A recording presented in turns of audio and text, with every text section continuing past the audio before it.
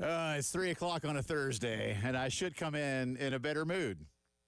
And I was in a good mood about 5 minutes ago because the Atlanta Braves took a 6-run lead into the top of the ninth inning at home and maybe would finally win a bleeping ball game. But as we speak, the Arizona Diamondbacks have the tying run at first. Excuse me, I messed up a second ago. I told Elijah it was at second. But the tying run is at first with one out.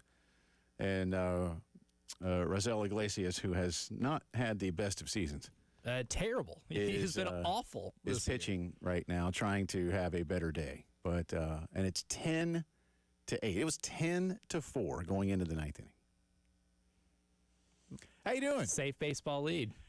It's just, look, I don't want to come on here and bring anybody down that's a Braves fan like me. We got a lot of fun things that we're going to do today, but this is happening. It's part of what happens in the afternoon here when there's a business person's special getaway game, whatever you want to call these days. But, you're up big. You got to win the game, and they might still win the game. When you're up 6 runs in the last inning, yeah. You would think your bullpen can avoid blowing that lead. Hey, good news. A pop-up right behind second base. So now there's 2 outs, Elijah. So they're gonna make you sweat it out. I suppose that's what our lot in life is for 2025 as Braves fans. Anyway, welcome aboard the Postgame Show. A lot to get to on today's program. We have something fun planned for you. So we're not going to tell you. We'll tell you what it is. We're not going to tell you the So what we're going to do here on a pretty much daily basis this summer, we've done a couple of these, I think, kind of in passing, and this is not original to Elijah and me or our program. But we're going to start a new, basically pretty much daily feature that we're going to do near the top of the show every day. And it's start, bench, drop. And it could be a host of things. So, and what that means, if you've never seen it on any other program or ever heard of it, it's online all the time. It's basically there's all kinds of people that do it. There's three, it could be people, it could be foods, it could be places, it could be whatever. Just 3 things, and you rank them: start, bench, drop. And so we're going to do that today. And the Diamondbacks just scored. It's 10-9. My God. But they're going to put you through the ringer this afternoon. If this, what's the? We have a 7-second delay, right? We do. Okay. Where's the button? The magic dump button, which I've only had to use once in my career. Is it within reach? It is within reach. I am touching it right now. I'm not pushing it, but I am touching it. Well, if y'all hear like a weird gap in a second, you'll know why. It's because Jay will have said one of the magic words you're not allowed to say. And if you want to know what those words are, I'm not going to tell you. I'll just refer you to George Carlin for those. But we're going to do start, bench, drop. And I will tell you that it is going to be the first one that's like more official. We need to get like some sounders for this, and we'll get there. But it will be Gamecock football related. And we will tell you the 3 subjects, if you will, or participants, choices. Yeah, your choices. Because they themselves are not active. Yeah, they're not. Yes, that's true. We are pulling them into this against their will. That's true. That's right. Yes, they did not ask for this. No, but we will be doing that for you in just a few. 2 strikes, Elijah Campbell, bottom of the 9th, and a ball inside. It is now a full count. There are 2 runners on base. Who's at bat right now? Suarez, who's 1 for 3. Oh man, a guy who has hit a ton of homers this year. Actually leads the Diamondbacks in home runs. Full count still. And the Diamondbacks have just tied the game, and they will not take the lead. But they will. Hang on. I assume he might have put one in the gap. The Diamondbacks have just taken an 11-10 lead on the Braves. They're going to complete the sweep, aren't they? I'm going to do you a favor, though, and not make you hit the dump button. Again, I've only had to do it once in my life, or in my career, for Malcolm Butler, the hero of the Patriots Super Bowls. This may be for 2025, not forever, but this may be for 2025. Mark it down. Thursday, June 5. This may be the game where you just went, you know what? That's it. You're calling the Brave season. Official time of death. 3:05 p.m. Eastern Standard Time, June 5th. Seriously, dude, they've given up 7 runs this inning. You had a 6-run lead. Now, you still get a chance to win the game. That's the good news. Because you are at home. That's the only good news right now.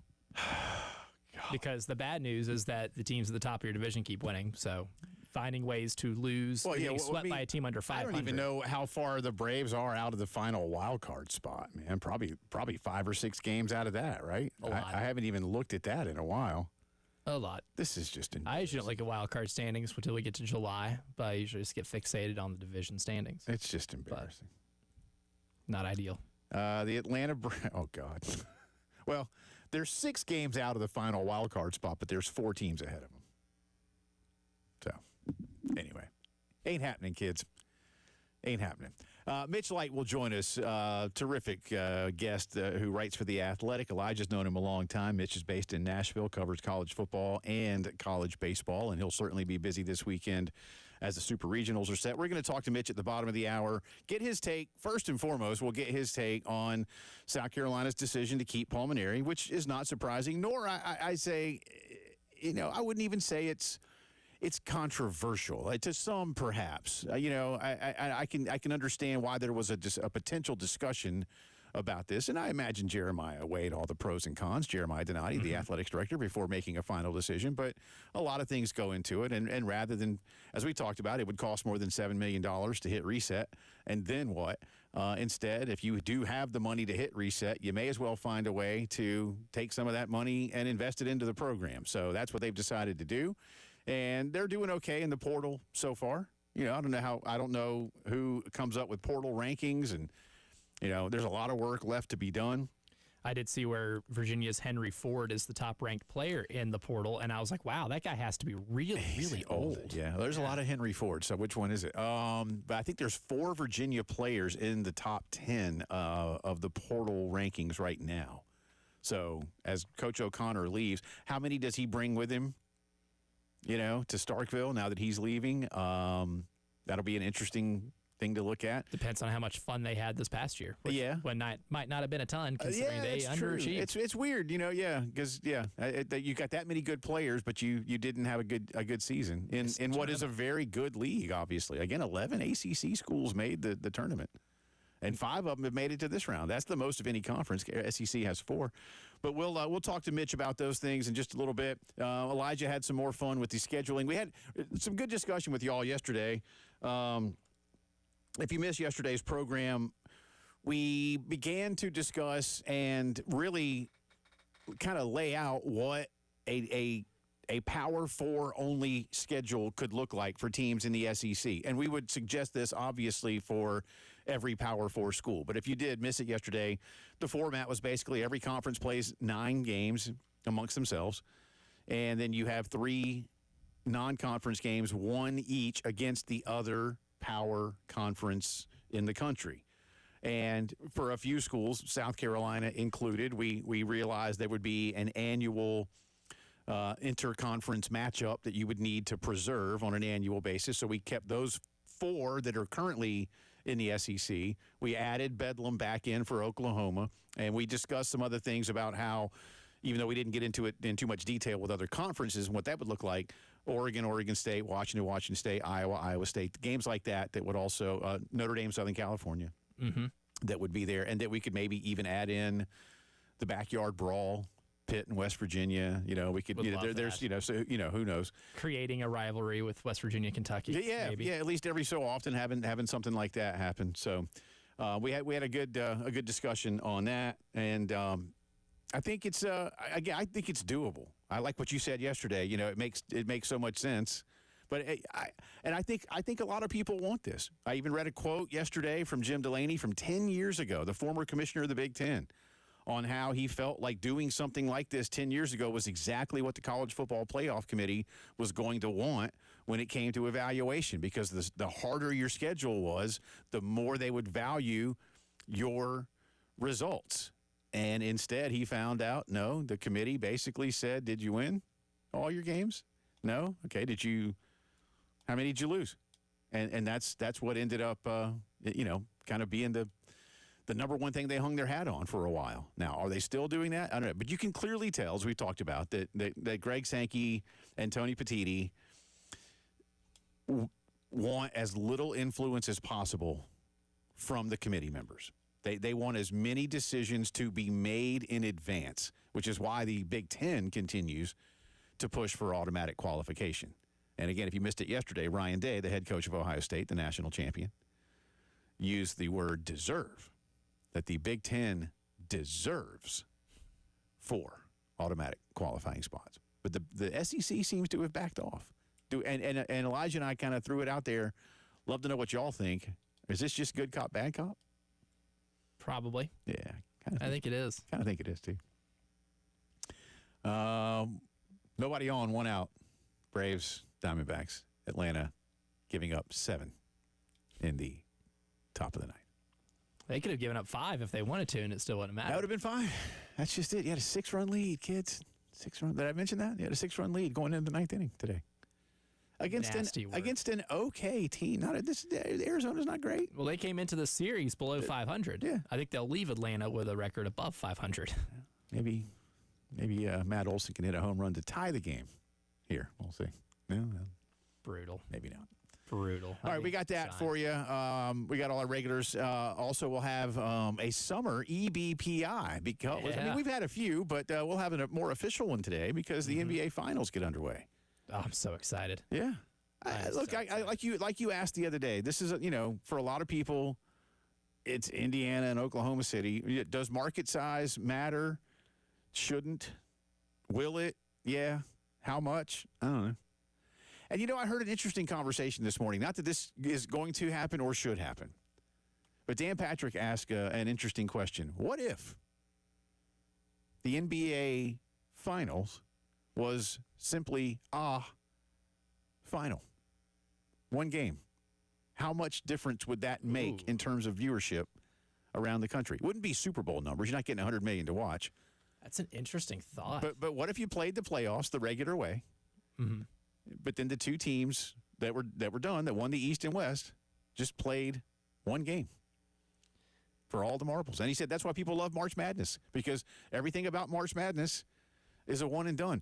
Football is a one and done. And people like the one and done. It's hard, I think, in today's American sports or just entertainment society.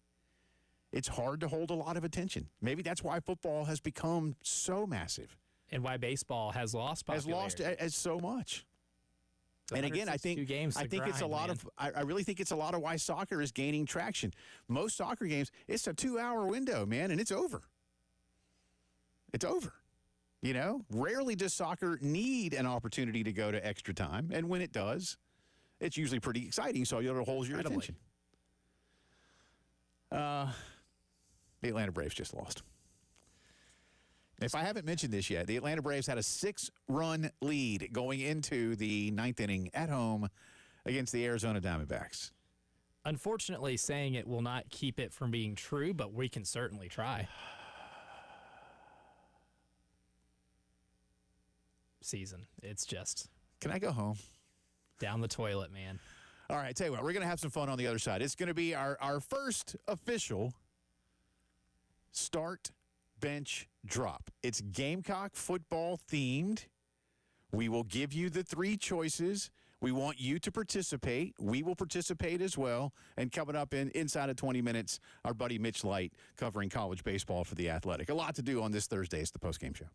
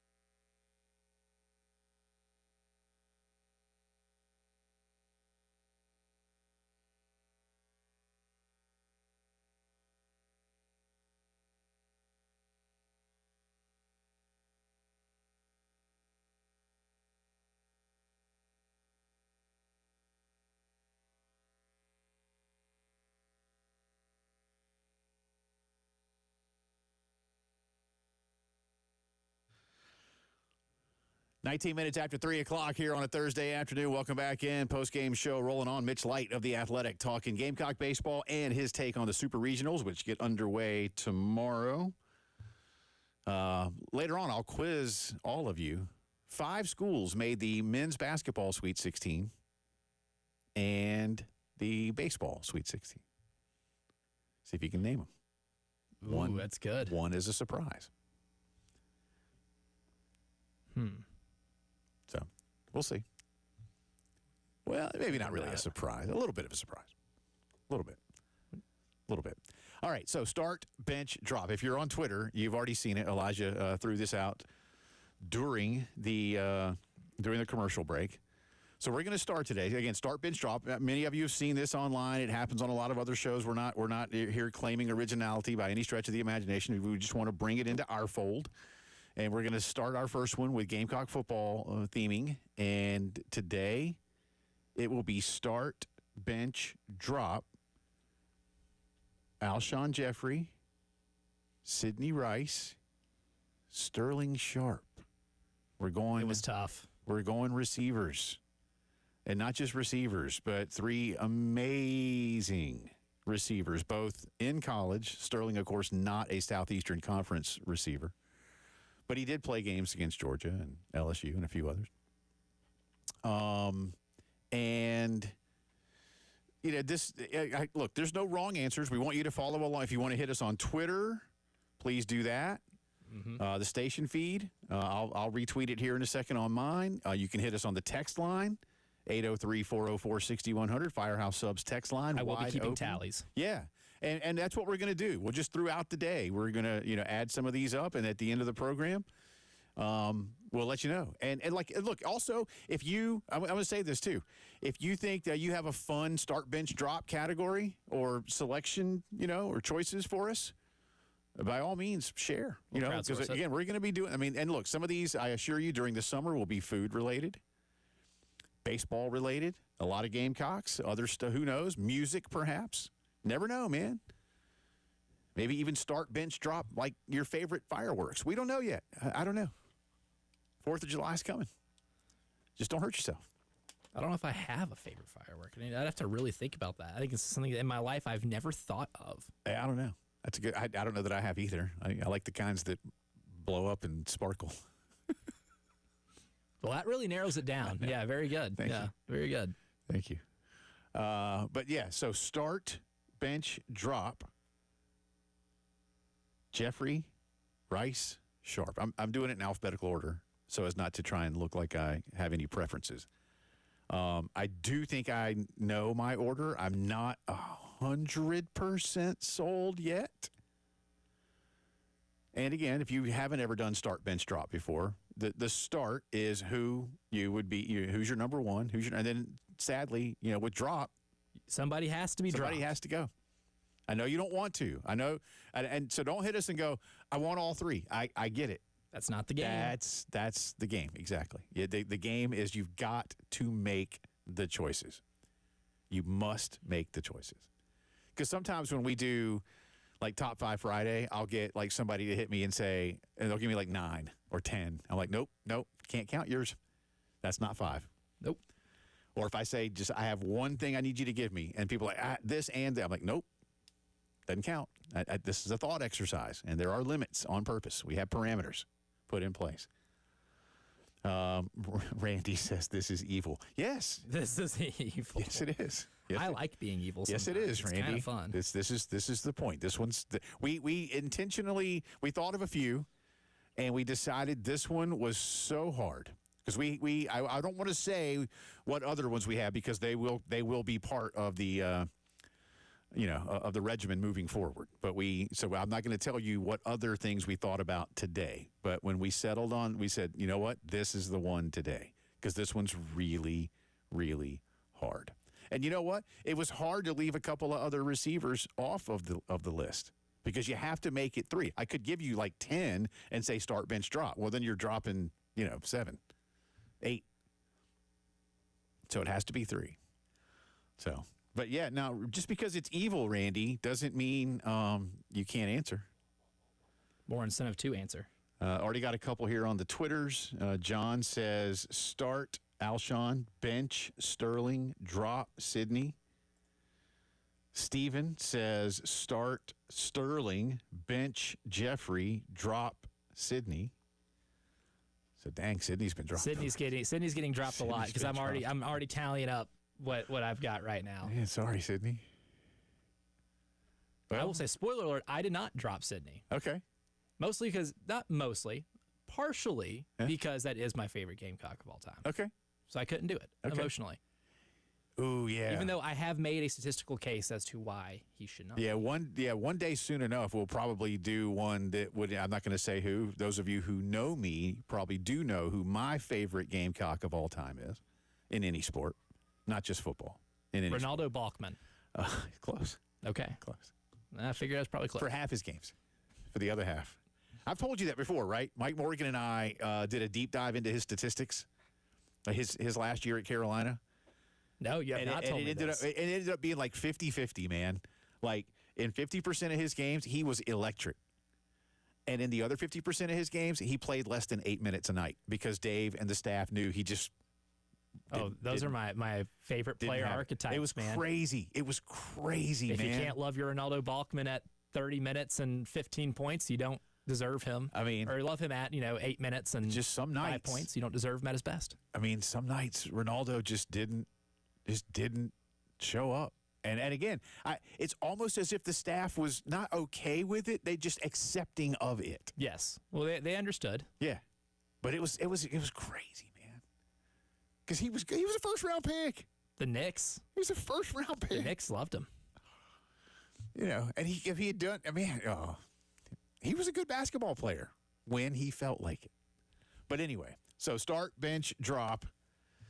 Alshon Jeffrey, Sidney Rice, Sterling Sharp. We'll keep running tabs on this throughout the course of the afternoon. And again, a reminder that about 30-something minutes ago, the Atlanta Braves had a 6-run lead in the 9th inning.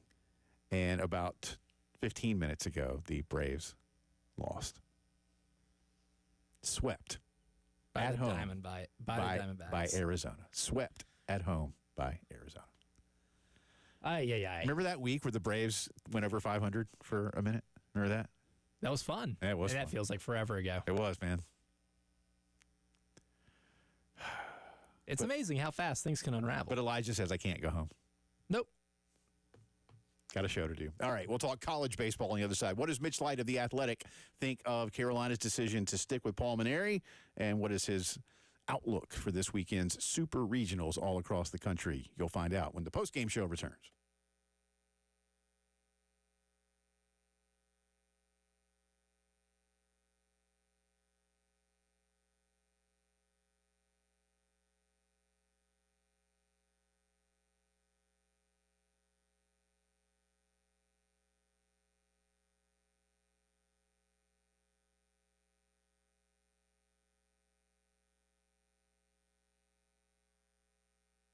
How you watching what you watch, listening to what you listen to, or even securing your home, all right? Any and all of those things, plus more, Integrated Media makes it all better. They're not just leaders in home theater.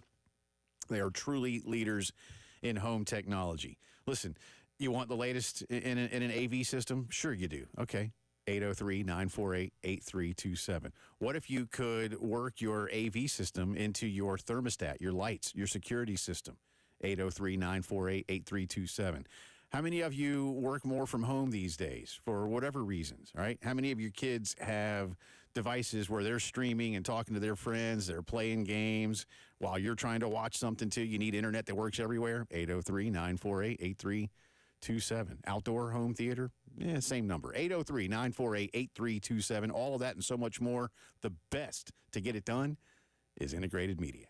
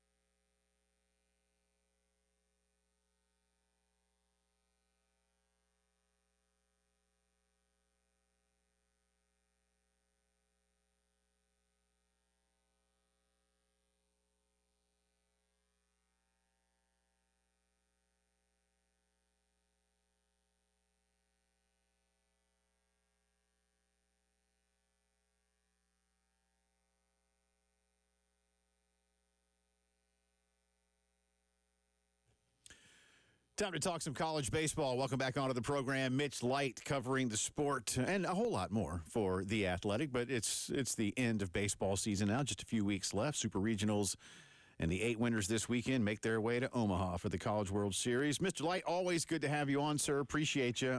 Before we get your take on these 8 supers, Elijah and I would love your analysis of South Carolina's decision to stick with Paul Mainieri through what was literally the worst season South Carolina baseball has suffered through since they joined the Southeastern Conference. You could go back even farther, but we'll leave it in that era. But as you look at it from your vantage point, what does it say about Gamecocks baseball? Yeah, nothing would have surprised me. You know, I think we're in a similar situation with Texas A&M, sort of different scale. You know, there are a lot of people that know that program very well that were reporting that, you know, Michael Early was going to be out, and they elect to keep him. I think we've seen this in college sports in this era. Rather than spend the big money in getting rid of a coach, you know, invest some more resources towards that program. That's not always the best move. It might not be the wisest move in the short term. Specifically to South Carolina, I mean, I was not a big fan of the hire to begin with. Did I predict 6-24? Of course not. You know, I didn't necessarily think it was going to be a tournament team, but for them to implode the way they did was very disconcerting.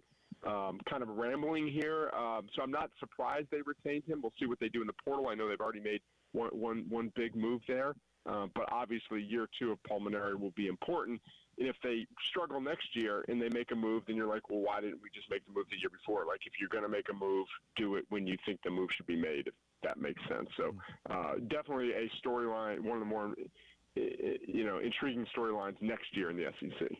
And then as it pertains to the postseason baseball we've seen so far, we had an interesting discussion off-air, Mitch, about who wet the bed worse between Texas or Vanderbilt. And I will now give you the floor to give your pick on which loss for those 2 top seeds was worse. So I think I would agree, and if I interpreted what you said, Elijah, that you guys came on the side of Texas. Yes. I'll say Texas for the ego blow part, because they're the University of Texas. Do they even acknowledge that UTSA exists? I don't think so. So for them to lose twice at home to UTSA is just a huge ego blow.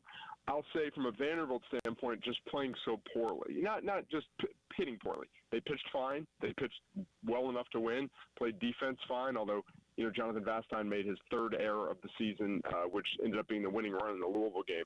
But for a Vanderbilt team that struggled to hit the ball earlier in the year, but really in the latter half hit the ball very well, you know, a week ago has 14 hits against Tennessee in the SEC tournament, and then can't hit Wright State in 2 games. Basically gets no hit through 7 innings, 1 hit through 6 innings from 2 Wright State pitchers. So it was sort of, I don't want to say uncharacteristic, because we had seen that from Vanderbilt earlier in the year, but they really just, the slump showed up at the worst time.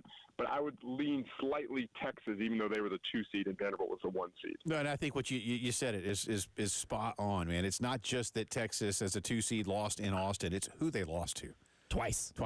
Yeah, I mean, again, like you say, they don't. Is there even an acknowledgement? Look, they don't want to acknowledge A&M or Texas Tech, much less any other place.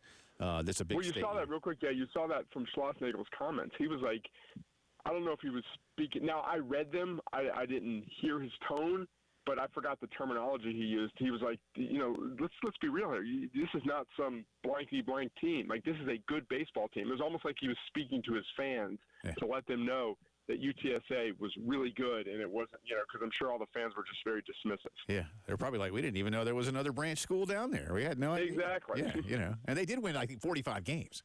So they were close to hosting too. Yeah, I mean that's part of the and I'm a little tangent here, flaw of the, you know, the seeding. They went to 1 through 16. What, about 7-8 years ago? Yeah. They used to not even do that, right. But they don't do it on the S curve. So in theory, Texas is the number 2 overall seed, should not have had to play one of the better 2 seeds. But that's a topic for another discussion. Yeah, geography still plays a part. And that was some of the I did read some things about that, and that's still, I agree with it. If you're going to do it, you got to do it. And they don't necessarily do it. So that's a great point. Let's look at these 8, though. I don't want to put words in your mouth here, but I guess a lot of us, especially since you primarily cover the SEC, and so do we, Mitch, Arkansas-Tennessee winner is pretty much going to go into Omaha feeling like a favorite.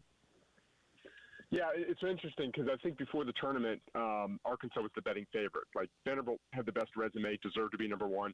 Texas deserved to be number two, but no one really thought those were the two best teams. Arkansas probably has the most talented roster. So this was interesting. So Arkansas was the betting favorite heading into the tournament. I saw the other day, unless it's changed, LSU's the betting favorite now, and I was like, that doesn't make sense. But then it makes sense if you think about it, because Arkansas has a much more difficult road from right now to get to Omaha. I'll tell you, this morning they're both at plus 370, so you're still right. You're both right. Yeah, there's two rights there. They're both at plus 370. Right. So if Arkansas wins, I'm sure they'll probably be the favorite because they got to get past Tennessee. Yeah, it's going to be an epic battle. Maybe the two best rosters in the country. The pitching matchup, I hope we get Liam Doyle versus Zach Root on Saturday night. And Tennessee caught a break. Going to Doyle on Monday, being this is Saturday through Monday series, they will have a fully rested pitching staff.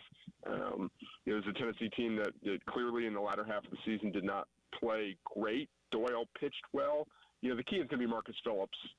Can they get another great start from him? Because they're not great after that first two games. Wake Forest beat them with their quote-unquote third starter. And they kind of go by committee there. So my pick would be Arkansas, but Tennessee is playing better. I think, sure, would they rather be at home, of course, but I think going on the road, you're a little freer. They have the burden of expectations more at home, but this is going to be fun, and I think we'd be shocked if there's not some fireworks between these two teams, kind of like not, outside of the white lines, put it that way. Fireworks in a Tennessee series? Mitch. Shocking. I know. Crazy talk. Crazy to fathom. But, I mean, there were fireworks, locally here, just right up the road in Conway when Coastal Carolina hosted their regional. Obviously, Kevin O'Sullivan didn't win any public relations awards for what went down over the weekend. But nonetheless, Coastal moves on. They save a lot of their better arms, and they're going to Auburn. And Jay and I have talked about how much of a winnable series that is. What do you think about their chances of being able to take down Auburn and punch their ticket to Omaha? Good. I mean, this is a really good team that probably should have been seated higher than 13th. They do just about everything well. It's funny. I was looking back at their season just before I came on, and I think part of the reason that they may be, people like me who follow it, but early in the year they lost to Alabama. They lost 2 out of 3 from Troy. So not saying we stopped paying attention to them. I had them ranked all year, but they kind of a little bit out of sight, out of mind, but they were incredible in the last 2.5 months of the season. They barely lost.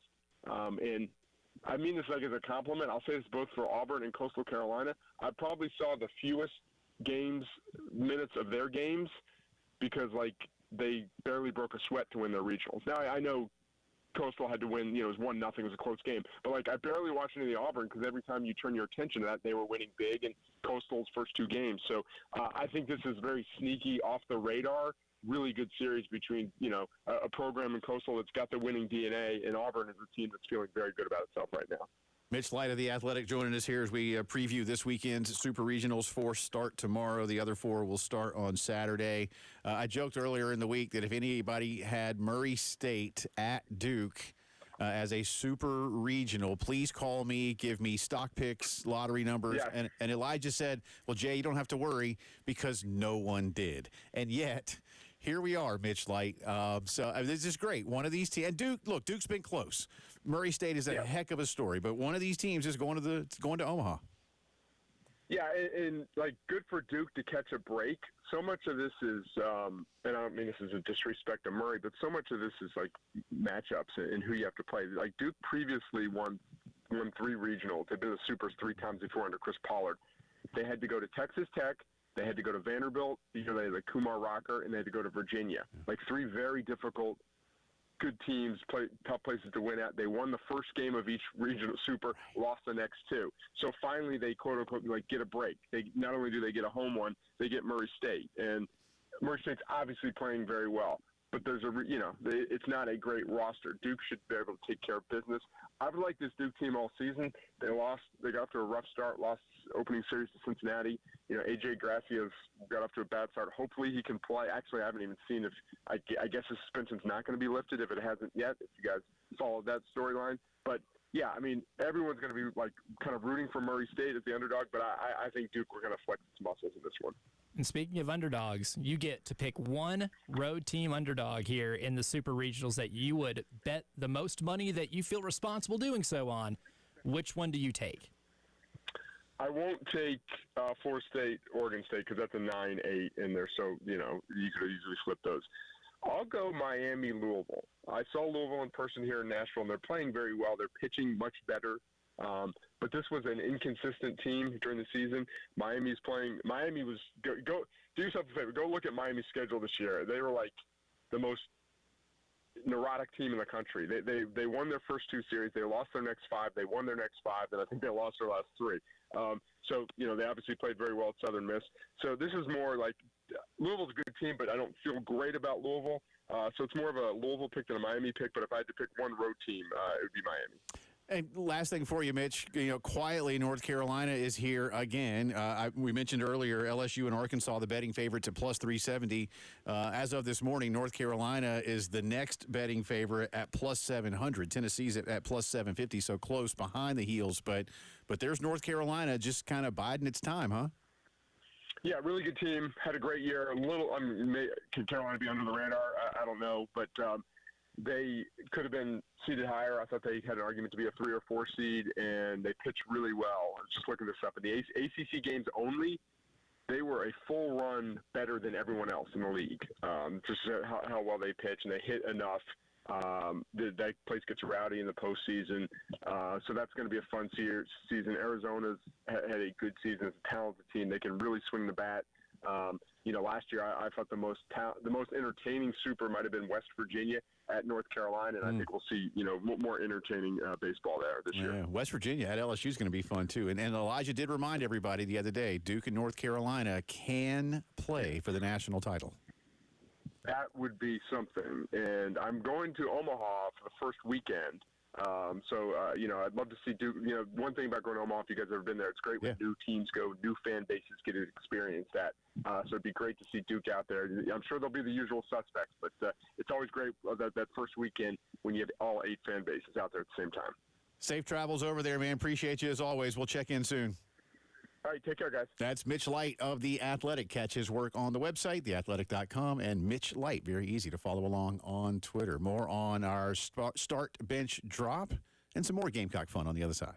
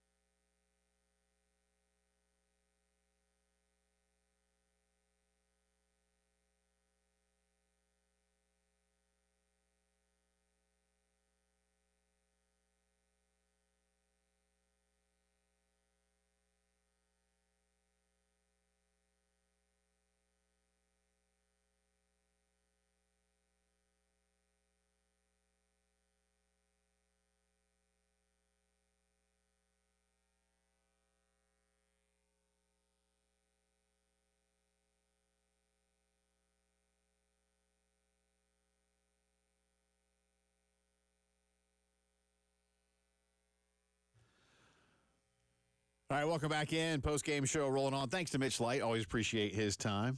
And heading to Omaha next week. Good for him. Jealous. That'll be fun. It's been a while since I've been out there, but it was fun. The funny thing is, first time I ever went, I packed for what I thought could be an extended stay, and I ended up staying out there for 9 days. Carolina ended up finishing third that year, the first time I went. But I packed for what I thought was the summer, and I'm from South Carolina. And the first day I got out, I think I did pack one pair of jeans, just because you should probably It's always the safety pair. Yeah.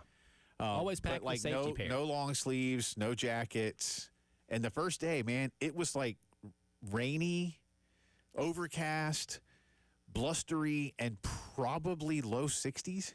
And it felt with like the real feel, probably in the 50s. I went to a thrift store and bought a sweatshirt. Remarkable. Yeah. I was like, it was cold. I was cold, man. I'm from South Carolina. And I wasn't going to buy a whatever, College World Series sweatshirt because I figure, like, who's going to wear a College World Series sweatshirt, right? You need a T-shirt. It's a summer sport. So I didn't do that. But I went I went and spent like $5 at the Salvation Army store, which was about my hotel was like 8 miles from the stadium. It was about halfway in between. I forget exactly where in Omaha, but I was like, hey, that'll work. He needed something. Yeah, I don't even remember. I think it was just like green. That's why you always prepare. I'll always have a safety pair of something. Yeah, well, I had jeans. Pants, Yeah, sweatshirt. had the jeans, but I did not have anything warm. I was not expecting that. Even before living here, where it's, as soon as it hits May, it gets pretty hot. Yeah. Whenever I'd, make beach trips or whatever, I always, in case it got cold one night, always packed a pair of like sweatpants or jeans or a hoodie. 'Cause you never know. You never know. All right, are you keeping a tally? I am. I got some hits. I got some hits on the Twitter feed. I recorded the Twitter ones. Okay. And I've recorded the Twitter ones, text line, and YouTube. All right, I got two that were hit just to me, so I don't think you saw these. Okay. Franklin, start, Sterling, bench, Alshon, drop, Sydney. He says, I'm not going to argue with anyone that flips the bench drop piece, but Sterling is the GOAT. There you go. Thank you, Franklin. And this next one just says, start Sharp, bench Alshon, drop Rice. Man. That is the overwhelming favorite here. Trending. Yeah. We'll give you ours a little bit later on. I think I'm decided. I decided mine. But if you haven't, if you just tuned in today, we're gonna start doing one of these every day. It's just a little fun, just at least through the summer. I won't say we'll do it every single show. You never know. Hey, we'll find out.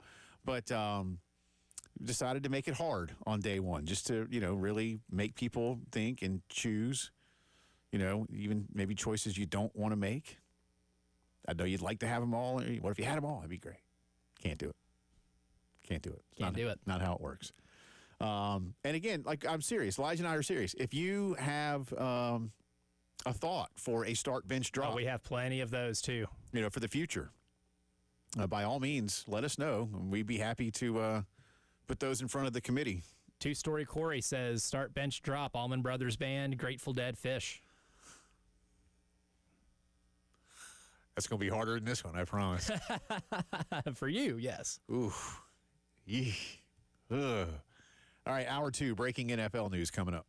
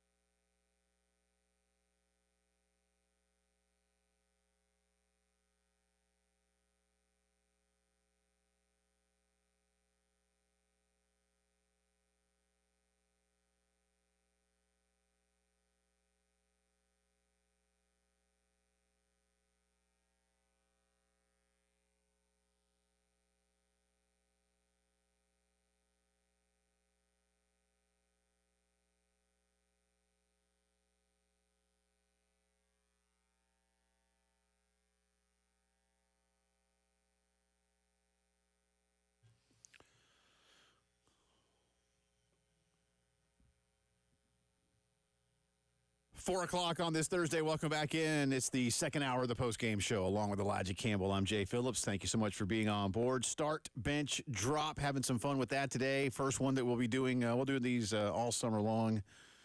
And today, Gamecock themed, and it's a tough one. Start, bench, drop. Alshon Jeffrey, Sidney Rice, Sterling Sharp. And a lot of you weighing in. You can do so on Twitter. Elijah and I both have sent this out. It's on the station Twitter feed, 107.5 The Game. You can hit us on the text line. A lot of you doing that, 803-404-6100. And if you want to call and chat about these guys, too, and what makes all three of them so special, not just for the Gamecocks. Give but, your rationale. You know, they were all very good in the National Football League. And, again, still huge congrats to Sterling. I guess he officially gets the gold jacket later this summer, right? He will. Yeah. Excited for that. That's great.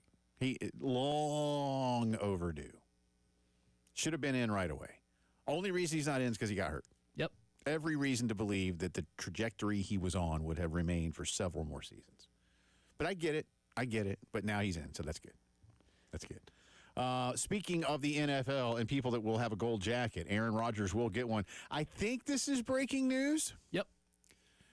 But it's still... It was expected. Not official. So, I don't know what I actually want to call it. I'm just going to read. Brooke Pryor covers the Steelers for ESPN. This is what she writes. Aaron Rodgers plans to sign with the Pittsburgh Steelers, sources told ESPN's Adam Schefter, ending months of uncertainty around his future and uniting the future Hall of Famer with a team that desperately needs a quarterback. Let me go back to the first sentence. Aaron Rodgers plans to sign with the Pittsburgh Steelers. So nothing official. So he hasn't signed with the Pittsburgh Steelers. Elijah, I plan to be worth $25 million next year. I'm planning for that. Now, what? I'll ask you this question. What is your percentage from the J Football Power Index, the JFPI? What's that percentage like that he actually doesn't follow through with it? I mean, look, he's gonna, right? I guess this has gotten this far. I don't know. The door has been left open. So the JFPI is at 92.5% that he follows. That he follows through with it. Yeah, 92.5 on your FM dial that he signs with the Pittsburgh Steelers. I don't know what the delay is about, unless he just is a little older and wants time to just not be in OTAs, or I don't know. I don't care. People can rag on him about his darkness retreats and ayahuasca and all. I don't give two you-know-whats about that. Can you play football?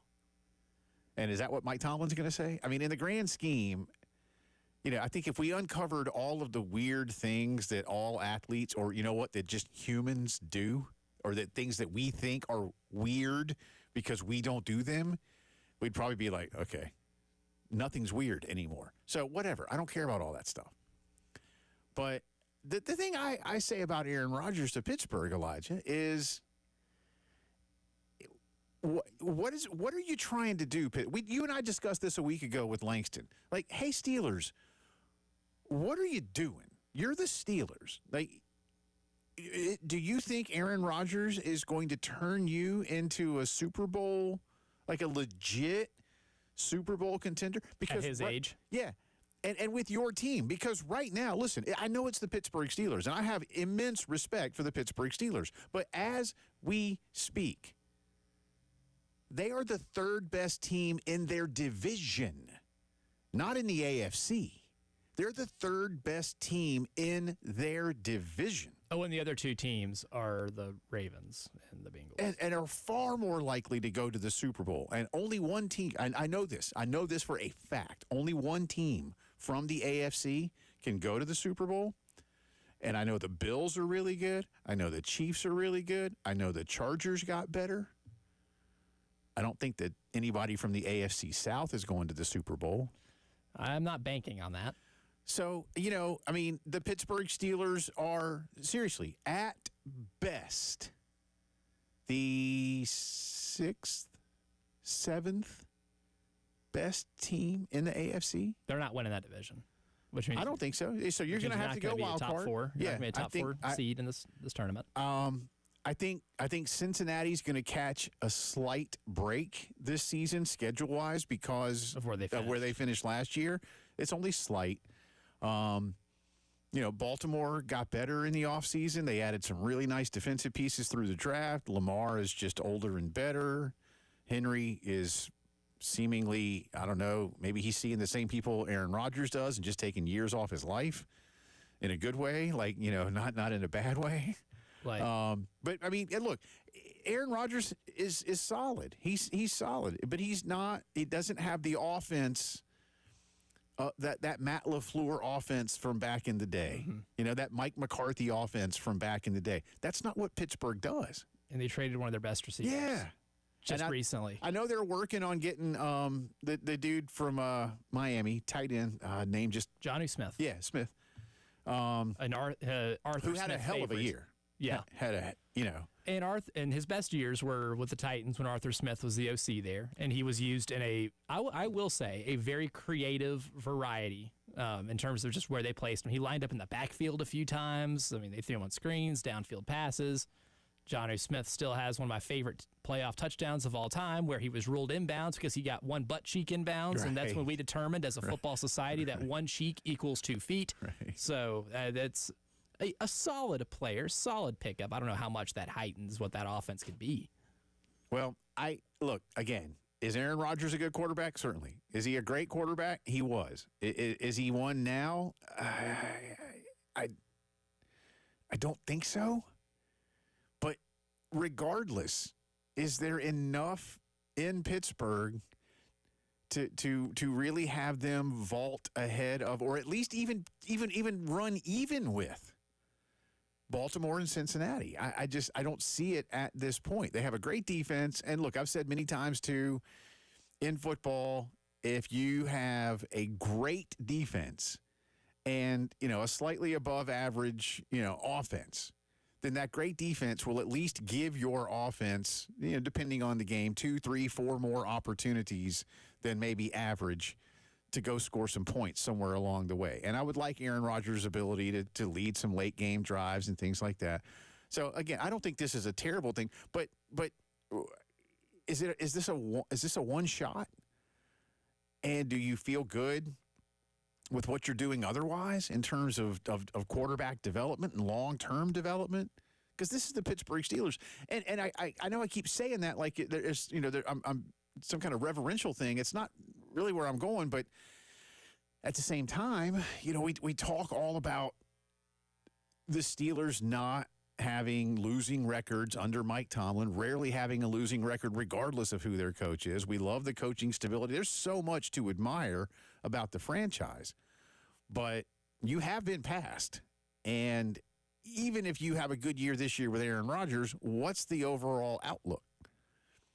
So you gotta kind of plan for that. There's got to be at least, something in Aaron Rodgers' wake that you can follow up with a little bit later on. And I'm not sure Mason Rudolph is that guy either. And I think Mason's, he's a solid backup. But that's not your answer. So I don't know. We'll see. But again, it's not a done deal yet. But Adam Schefter is reporting that Aaron Rodgers plans to sign with the Steelers. I'm trying to see if there's anything else in here that tells me, what the holdup is or what exactly needs to be done. Would be nice to know because, sometimes plans can change. Like I plan on getting a pub sub for dinner tonight. Yeah. That can change in 30 minutes if I think of something better. Yeah. I thought you were going to ask me earlier that if I plan to be worth $25 million next year. That's more of a hope. Planning and hoping are two different things. Yeah.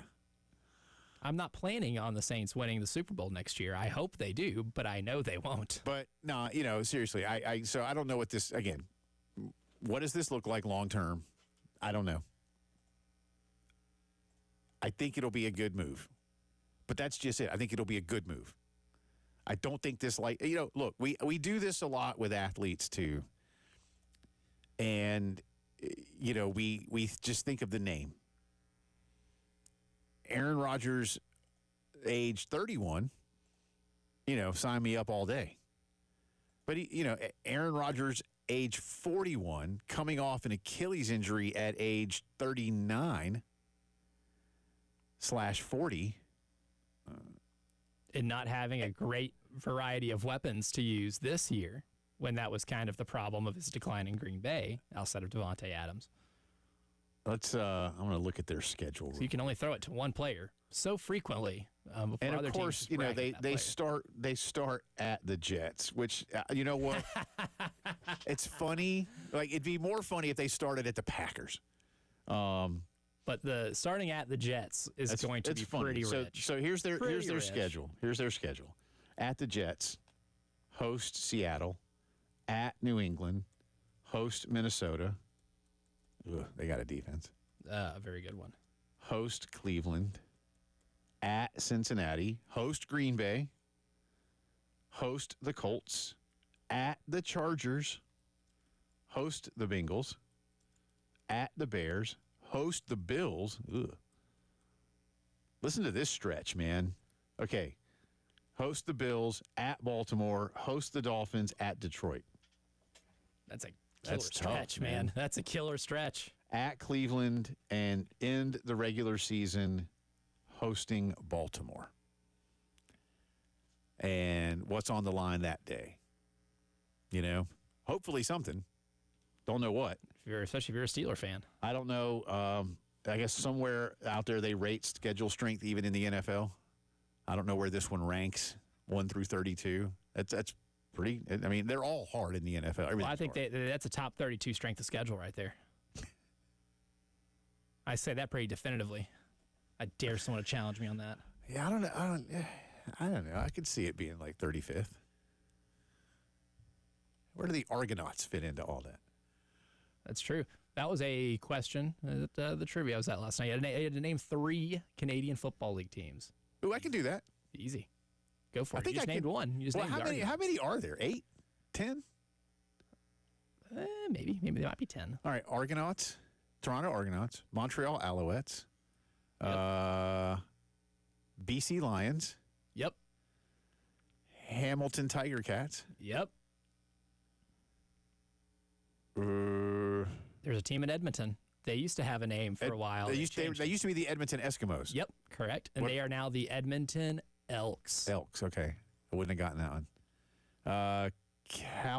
Calgary Rough Riders?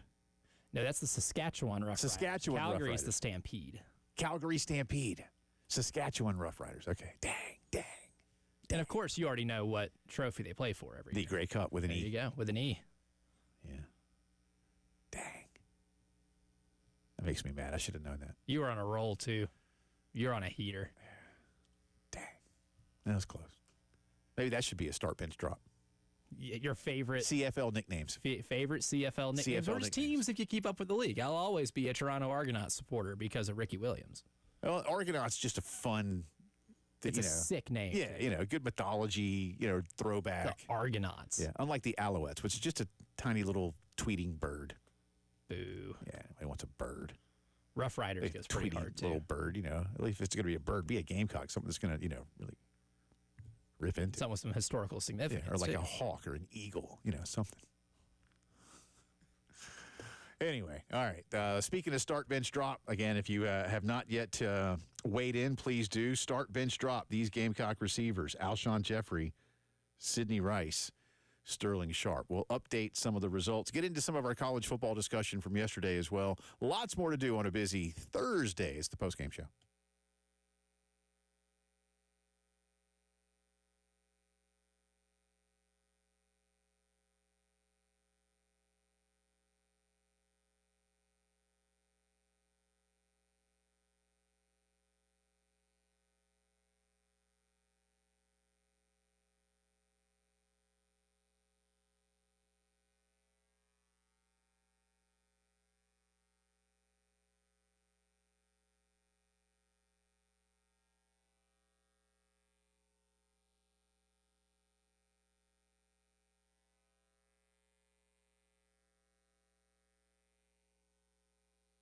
Cato's Power Equipment ready to help you get all your yard work done better than ever, quicker than ever, perhaps, as well. If it's time to upgrade to the latest in mowers, trimmers, edgers, saws, whatever it is that you need, Cato's has it. Toro, Gravely, Steel, a lot of great specials in the store right now. If you haven't been into Cato's in a while, Ben and Matt and the crew completely remodeled the showroom. A lot more room in there to put the riding mowers, the push mowers.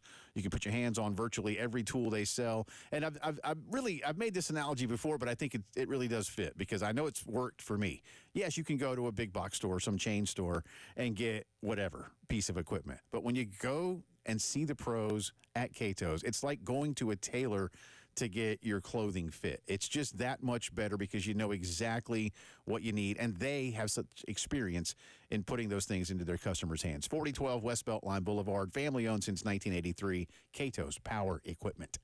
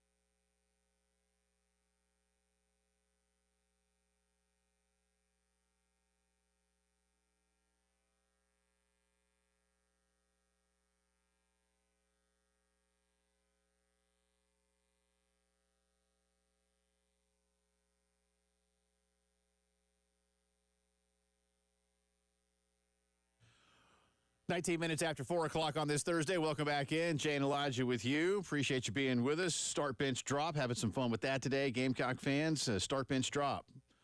Alshon Jeffrey, Sidney Rice, Sterling Sharp. Trying to do that in alphabetical order so as not to appear like I have any favorites or that that's what my order would be or anything like that. So just alphabetical. You're still coming up with your order? I think I have it.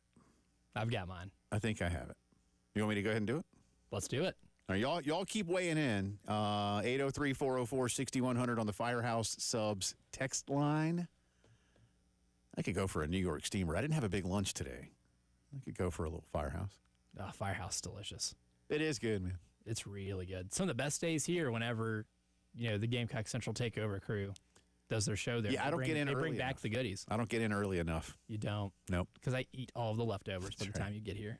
I haven't had one of those spicy things that Wes and Chris talk about all the time. Oh, So I with need the to hot get in. ones Yeah, sauce on need it? to get Oh, some of man. that. Absolutely. All right, so start, bench, drop. We're going to start doing this on a daily basis. And let me say one more time, too. If you have, we have a lot of thoughts. We had several today that we thought we could do. We chose this one. But if you have some ideas, by all means, hit us up because we're going to pretty much do this every day this summer. We're going to bring back Top 5 Friday for a little bit, too. Probably not tomorrow because Elijah has kind of a half day. He's got to go do something else. He's basically been co-opted by another one of our radio stations to help out. I'm being borrowed. I'm on loan. Although He's a soccer I term. think this is about the easiest thing to pull you away from. Elijah gets to go to Columbia Craft tomorrow and work. Yeah. Work. I get paid to go to Columbia Craft. Yeah, tough draw, real tough bargain here. I don't know if And don't work. know if I want to do it. Yeah. Anyway, all right. This is hard, and I think perhaps it isn't ability. Maybe that is my deciding factor here in terms of who I drop. So I'm going to start Sterling Sharp. I just, I've said before, man, I think Sterling was he was Heisman level. I'm not saying he should have won the Heisman. When I say that, but he's a first round pick and he was amazing. And he, just give him the football and let him do things, right?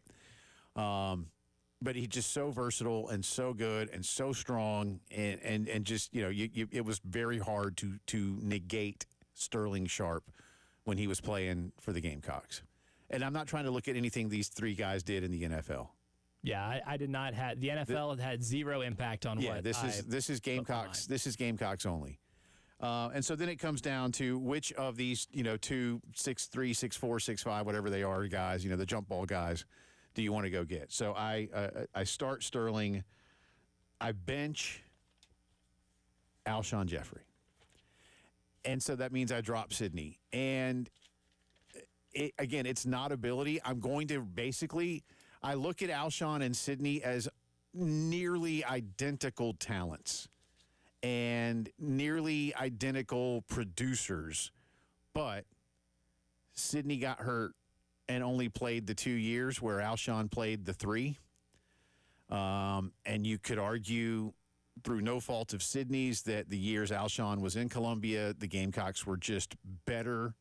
It was still kind of, Sydney bridged the gap, literally. Sydney was recruited by the Holtz staff, got hurt for a year, then played for a year under that staff, and then played in Coach Spurrier's first year.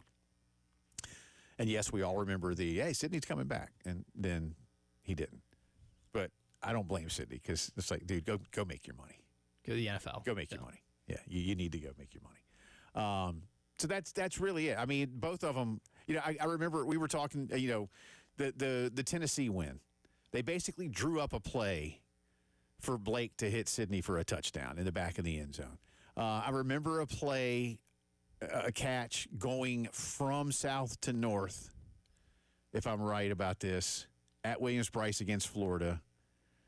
And the ball was up in the air, and it felt like Sydney just instinctively knew when to quickly turn his head and raise his arms up. And then there was the ball. And that's why I always say, just throw the ball toward them, and they'll catch it. And he could run his routes. He was so athletic. But so was Alshon. And so for that, again, it really just comes down to I'm going to give the nod to Alshon over Sydney, not because I think Alshon is better than Sydney, but because he played 3 years to 2. That's my that's all I got. I can't separate them in terms of how they played wide receiver. And Alshon Jeffrey might be the best college wide receiver I've ever watched. He's in a class of like 6 or 7 for me. I think Larry Fitzgerald's probably the best. Yeah. I mean, But Alshon's in that group. Yeah. But he was special. All right. How about you? All right. I definitely have the most different of everybody's. Okay. And I looked at it by production. I wanted it to be as nameless as possible. Okay. So just side by side production throughout your career, what you did. And then I had in some of my own personal preferences of what I like as receivers. My favorite type of wide receiver, if I'm just to build a wide receiver in a lab, I want the jump ball guys. So that would explain my preference here. Okay. But I started Alshon. I benched Sidney, dropped Sterling Sharp, which I know is blasphemy. Well, and maybe it helps that I didn't live through Sterling Sharp. Yeah. He played before I was born. You weren't living. Yeah, I wasn't living. So that probably subliminally, I think that had something to do with it. And I wasn't going to drop The kids Sidney call Rice. that recency bias. Yes, and there is some recency bias there. But honestly, Sidney Rice is one of my favorite college football players of all time. Yeah. So I wasn't going to drop him. Yeah. Just because he's one of my favorites. I mean, as a kid, I loved watching South Carolina games because Sidney Rice's ability to go up and get the football. And I don't think there's love that wrong answer. There's none. Yeah. No, absolutely not. But then if you look at some of Sidney's numbers too, even in a smaller sample size, he's the only one of these guys to have more than 90 yards per game for a career. Wow. He had 93 receiving yards per game. His average game as a South Carolina Gamecock was 93 receiving yards. That is insane. That is absolutely insane. But then I looked at what their best seasons were. So I was like, well, if I can get somebody to pick out of these 3, elite wide receivers who maybe had the best overall season, and I take Alshon Jeffrey because you get 1,500 plus yards in a year. Yeah. That's cartoonish. Yeah. That is absolutely cartoonish. Was that 11? Yep, that was 2010. 2010, and catching 88 passes for that as well. Yeah. And then, of course, he had 12 100-yard games in his career, and a lot of that came in that 2010 season. Yeah. So I had to start Alshon. That's fair, man. That's fair. Andrew just hit us, just me on Twitter, so you have to write these down, too, because you won't get this one. He says, this is funny, he says, I'll take a stab, start Sharp, Okay. bench Rice, drop Jeffrey, and he concludes it with, may God have mercy on my soul. That's how I felt when I finished this, too. That's exactly how I felt.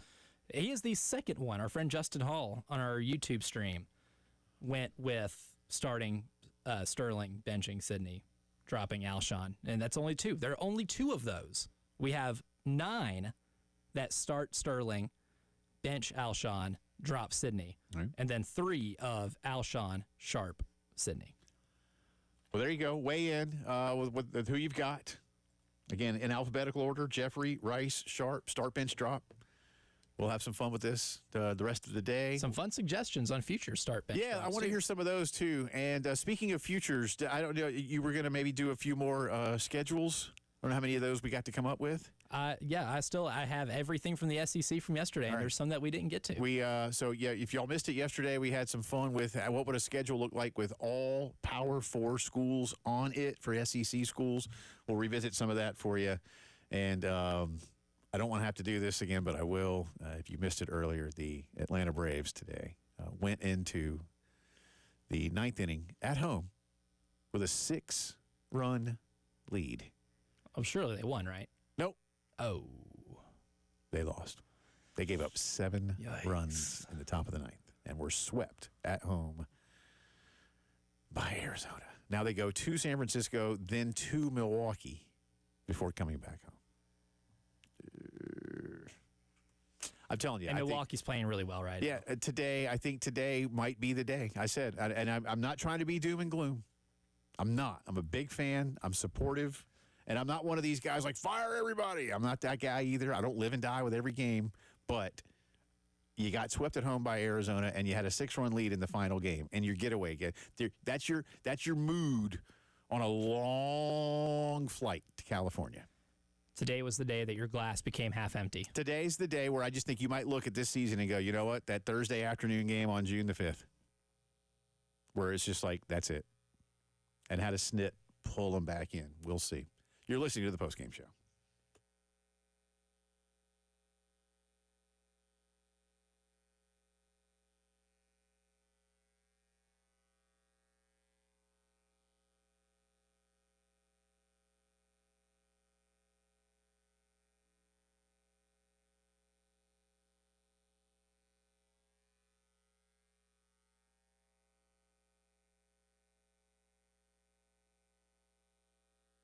Could be a great time for a pool in your backyard, maybe a spa in your backyard. Maybe you've got one, need to keep it clean, looking good. Maybe need some accessories, any and all of those things on the list. Griffin Pools and Spas is ready to help you out right there in Lexington near the Lake Murray Dam. Maybe it's time for a brand new Bullfrog Spa. Think about that. You get home from work, you've just had one of those days, or, you're not even haven't had one of those days. You just want to have a better day. All right? And with Bullfrog, when you sit in this thing, every seat can be individualized for the exact massage that you want. And Bullfrog Spas now have immersive sound systems built into the spa. So all you got to do is hook up your Bluetooth, whatever you want from your phone there, your favorite services, Apple Music, Spotify, whatever, bang. It's right there ready to go. And again, all the accessories you need. If you want a brand new pool, they can do that for you too. Stop in and see them just steps away from the Lake Murray Dam in Lexington and online at griffinpoolsandspas.com.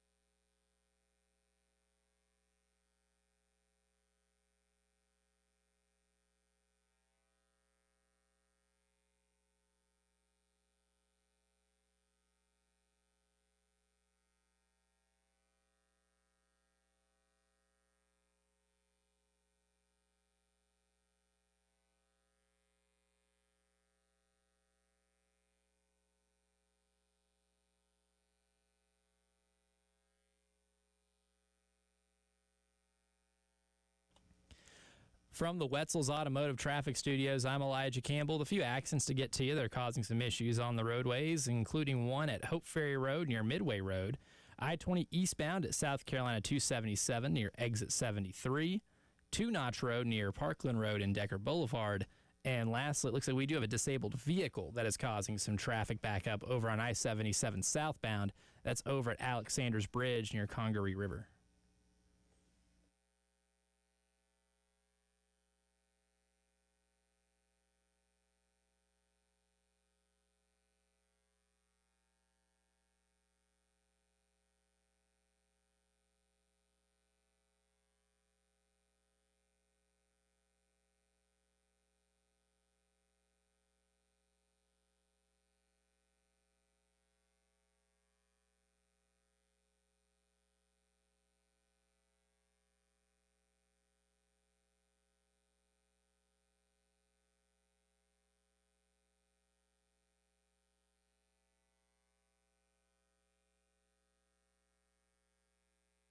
Talking some start, bench, drop, having fun with the history of Carolina football. 3 big-time receivers for the Gamecocks. Alshon Jeffrey, Sidney Rice, Sterling Sharp. Start, bench, drop. Right now feels like Sterling is out front by a decent amount, but everybody's had a few firsts. Yes. So keep hitting us up on the Firehouse Subs text line, 803-404-6100, or on Twitter and we'll run these. I mean, there's no, you can keep them coming as long as you'd like. We'll have a final tally right before Jay versus the internet. This isn't Jay versus the internet where the voting closes. You did a good job last night, by the way. Thanks. Look at you. Yeah. You beat the internet for one night. Did the internet choose the Edmonton Oilers? They did. Okay. That was the one where I was the tiebreaker because it was. Yeah, why didn't you just 50-50. go against me on purpose and game the system, man?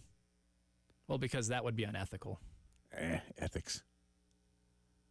I choose business ethics. Boo. Billy Madison. Great movie. Boo. Nah, it's okay. Question? So what did the internet do then? 1 and 2 to my 2 and 1? Yep. I think the deciding factor was the first inning runs in Mets Dodgers, and the Mets put up a 3 spot in the first inning. All right, that's good. In the top of the first, so you didn't have to worry about that. Well, it's not good actually. I'd probably rather have lost that. I don't like the Mets. You don't? No, not really. That's news to me. Yeah. Well, what are you going to do? All right, give me not all of them. I want to save some of these so that we can have some fun with these later. But maybe give me a couple of suggestions for future start bench drop. Yes. We had the one, again, somebody's just trying to just rip my soul out by making me start bench drop the dead, the almonds, and fish. I honestly, I just don't know, man. So I'll come back around. I'll try to do that one in a minute. But what else you got? All right, we have one that is Gamecock quarterbacks from a nameless texter here. Steven Garcia, Connor Shaw, Steve Taneyhill. Okay. Yeah, I will say I don't want to say the names but we will likely do that one soon. I don't know if it'll be that one, but we talked Elijah and I talked about Gamecock quarterbacks for sure. And we've talked about Gamecock running backs. So, how about non-Gamecock? You got any good non-Gamecock ones on there? Or are they all Gamecock related? Let's see. Oh, a few of them are. Not that I don't want to do. I mean, we're going to do plenty on the Gamecocks, and we'll do others. We'll do Gamecock, basketball, baseball, etc. Well, one person did say easier answer, Jay, because we're talking about start, bench, drop with CFL team names. Oh. And his were Rough Riders, Rough Riders, Rough Riders. Okay. Well, that means you're dropping them too. Which is, it does seem a little counterintuitive. Yeah, I mean, you can't do it that way. There was one It is a good name. To find. It is a good name. One that I'm trying to find. It was with minor league baseball team names. Ooh. Which was really good. There's some good ones out there. Lug nuts. Trash Pandas is one of them. Right. And Biscuits. That's the Biscuits, is Trash that Mobile Pandas. or Montgomery? Montgomery's the Biscuits. Yeah. Long-time Tampa Bay Rays. Mobile has a good name too, though. Whatever their team is. They used to be the Bay Bears. I don't know if they're the Bay Bears anymore. All right. Yeah, the Biscuit. In the same league. The Bay Bears and the Biscuits are in the same league. What are they? Southern League? Is that AA? Yes. Along with the Chattanooga Lookouts. Yeah, don't get me. Don't get me started on the fact that we can't have AA over this far east. Apparently, something about travel, and I'm just like, come on, man. Even though the Carolina Mudcats are in the Columbia Fireflies league, and they were a long-time Southern League member. Yeah, I think again it has something to do with travel. Like they just don't want to. I don't know. I guess more Southern League teams have migrated west. I don't know. Like, what is Jacksonville? Do they have AAA down there? I think they're the Jumbo Shrimp now. They used to be the Jacksonville Sun. But they're not Florida State League, which is high A. They're not. Yeah, no. I want to say the Jumbo Shrimp are in the Southern League. So that's AA. Well, why can't we have AA? We got a perfect park for AA. That's a beautiful park, man. I guarantee I've not been to the other parks in the Fireflies League in that low A league. I've seen a couple of them. It's been a while, but I've seen a couple of them here and there. But that you can't tell me they're better than Segra. I like Greenville's. I like Charleston's. Myrtle Beach isn't in no, Myrtle Beach isn't in this league. They're in the high A league, but their park. I like Columbia's better than Myrtle Beach's. I did love Myrtle Beaches when I went at age 16. Good. It's good, man. It's good. I assume it's the same. It's good, and I like Greenville. I like Fleur. That's a cool park. That's a neat park. I like that one. I like Charlotte's. That's AAA, but I like Charlotte's. I've never been to a game in Durham, but I've seen their park. We drove by it when I was up at Duke one time. So anyway, all right. Start, bench, drop. Keep hitting us up. Alshon, Sydney, Sterling, your choices, and we'll follow up in a little bit. Ernest, a man after your own heart here. He goes start, bench, drop. John Elway, Peyton Manning, Brian Griese, Denver Bronco quarterbacks. Oh, guys, that's easy. That's easy. Thank you, Ernest. That's easy. We start Brian Griese. I mean, come on. Yeah, I was going to say, well, I don't know why you do anything else. Yeah. I don't know why you didn't include Jake Plummer, because Jake Plummer would have run away with it. That's probably why you don't. Or who's my boy from Memphis that I can't even remember his name? Paxton Lynch. No, would you take Paxton Lynch over Brock Osweiler? Be honest with yourself. Brock on. Brock off. Now, that one's pretty easy, Ernest, but I appreciate you hitting me with that one. He made that one super easy. Now, see, if you had put Craig Morton in there, that would have made it a little bit harder, but I still would have benched or dropped Craig. No, you start the great John Elway. You bench Peyton Manning. Who was the Broncos guy that they had to play at quarterback in the COVID year because the entire quarterback room was out, and they had to play basically a wide receiver? It was against the Saints. Yeah. In what was one of the nastiest football games ever played. Dang. I can't remember, dude. I'll think of it in a second. Yeah, but that one. But thank you, Ernest. I got in my head now. I've just got this dead almonds fish one. That one's driving me crazy. I don't know. In the meantime, if you missed it yesterday, Elijah did a lot of hard work on putting together potential schedules for SEC teams if we followed the format we came up with, which was to have 9 conference games for everybody in Power 4. All right, so all Power 4 schools plus Notre Dame, and maybe we can find a way to bring a few select other schools into the fold, and we said like Oregon State, Washington State, Memphis, San Diego State, a couple schools like that. Not really a whole lot more that you can really, I think, come in and be viable. I think those could. Tulsa, maybe. Yeah, the look on your face tells me you don't agree with that one. Just not a huge fan of the Tulsa football program. Well, I'm just saying, but they got money. Yeah, money. Yeah, sure. And so they could float a few things. But heck, the way it sounds, UTSA might be a school that's getting ready. They just need to call themselves. They just dropped the UT part. Just become San Antonio, or just change their name from Roadrunners or to the Longhorn Killers. And I think that would be pretty cool for eternity. I'll take that. But let's do Carolinas because again, we talked about preserving rivalries, trying to maybe stir up some new ones.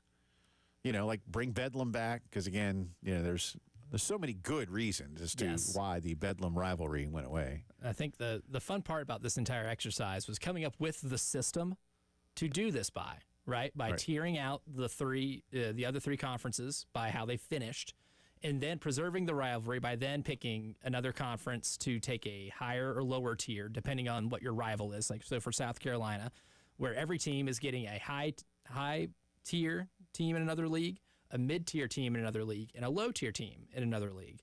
So because Clemson is one of those preserved rivalries, we still play it every year because Clemson finished second, or they won the ACC championship game, but in the standings they finished second. So that marks off your need for a top-tier team. So your top-tier non-conference game this year, upcoming season, would be Clemson. Your mid-tier, I gave the Big 12 as part of just a rotation, and the mid-tier team I signed was Texas Tech. Yep, which I think would be great. Would be fantastic. Yeah. That'd be a lot of fun. And especially this year because I think Texas Tech could be pretty solid. Yeah, it'd be a good game. And then the low tier would come from the Big Ten, and I chose UCLA, which I'm sure it'd be a fun trip out to Los Angeles. Again, like we talked about. So, and I don't know, look, somebody somewhere has to be smart enough to figure out who goes where in any given year. I get that kind of thing too. But if I'm Shane Beamer and I have a choice, I am taking my team to play in Los Angeles at the Rose Bowl against the Bruins. And I'm going out there. I'm asking the AD to send us out there all week, and I'm giving full trust to my coordinators. And I'm Shane Beamer, and I am hitting every high school I can hit. That's how I'd look at that. Jay or nay is next.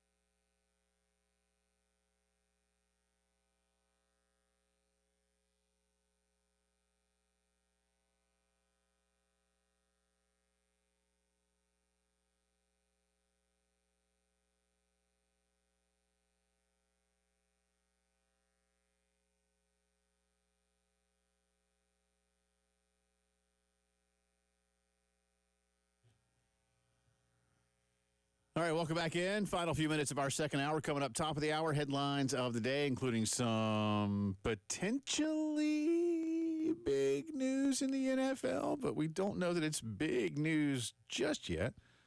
We'll revisit a little bit of our conversation with Mitch Light of The Athletic, talking Gamecock and college baseball, drive around the SEC. And today we're doing start, bench, drop. Gamecock great receivers. Alshon Jeffrey, Sidney Rice, Sterling Sharp. Start, bench, drop. Who you got? We'll get into more of those throughout the next hour plus as well. But in the meantime, it's game show music time. And that means Jay or nay. That does. Jay or nay. In Ben Johnson's first year as the head coach of the Chicago Bears, he'll take him to the playoffs. Ugh. Well, I think they're the fourth best team in their division, even with Ben Johnson at the helm. So, nay. You'll say nay. And right. that doesn't include the other teams in the NFC. So, nay. That's true, too. I mean, Washington's better. I think the Niners will be better. I think the Cardinals will be better. I mean, the Bears will be better. But I still don't think they're as good as Detroit, Green Bay, or Minnesota. So, that's a fair point. Nay. A player not named Shai Gilgeous-Alexander or Tyrese Halliburton will win Finals MVP. Jay or nay?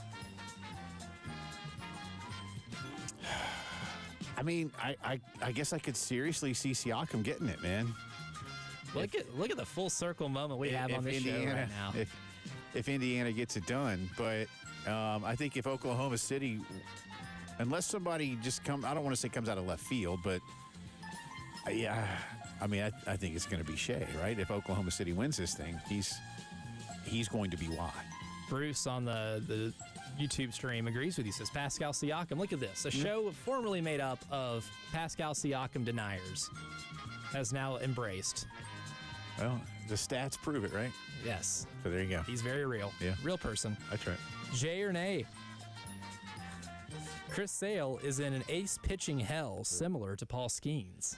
Well, I mean, it feels like he's in that spot that a lot of pitchers get into through the course of a Major League Baseball season where he is not getting run support. Now, right now, you might say, well, Jay, most Braves pitchers aren't getting enough run support, and that would be fair, but he seems to be getting even less. And then, look, for Skeens, it's hard to feel bad for him. Look, he just needs to wait it out. He's not going to get traded this summer. They should not trade him. But they won't build around him either. So he just needs to go pitch as best he possibly can, stay healthy, and maybe at the end of next season, then you talk with your agent about hey, let's where can we go? I can make the case that Chris Sale's pitching hell is worse than Paul Skeens, because Skeens' numbers are ridiculous, and for him to have a win-loss record of 4-6 is just asinine. But you expected the Braves to be a lot better. You knew the Pirates did not have a hitting lineup. In that you knew respect, this was coming. This was kind of predictable. Sale, yes. So Jay, Sale is in a worse spot. Yeah, because the Braves are supposed to be good, and again today the Braves blew a 6-run. Heck, last night when he pitched, or 2 nights ago. Where were the 10 runs last night? Yeah, but I mean he allows a run and loses, and the Braves lose. Yeah, hour 3 coming up.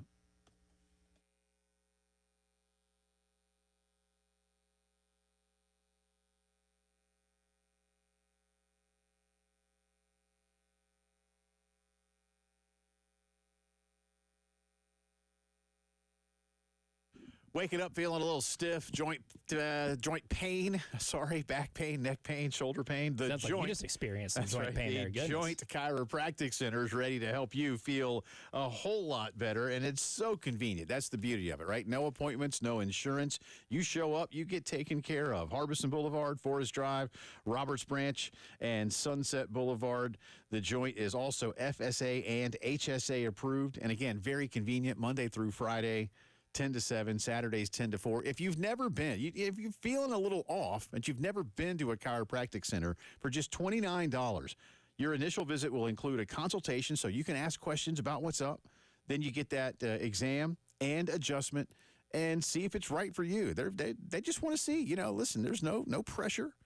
just get in there and see what's up. The Joint ready to help you out, not only in Columbia, but all across the country. You don't have to feel bad to feel better at the Joint.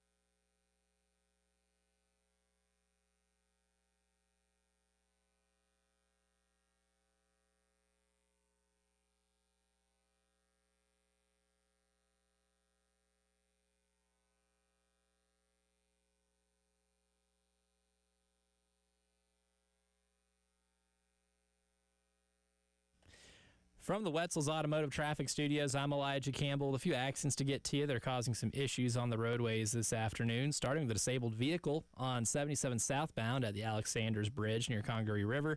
We also have accidents on I-20 eastbound at South Carolina 277 near exit 73. 2 on 26, one eastbound at St. Andrews Road near exit 106.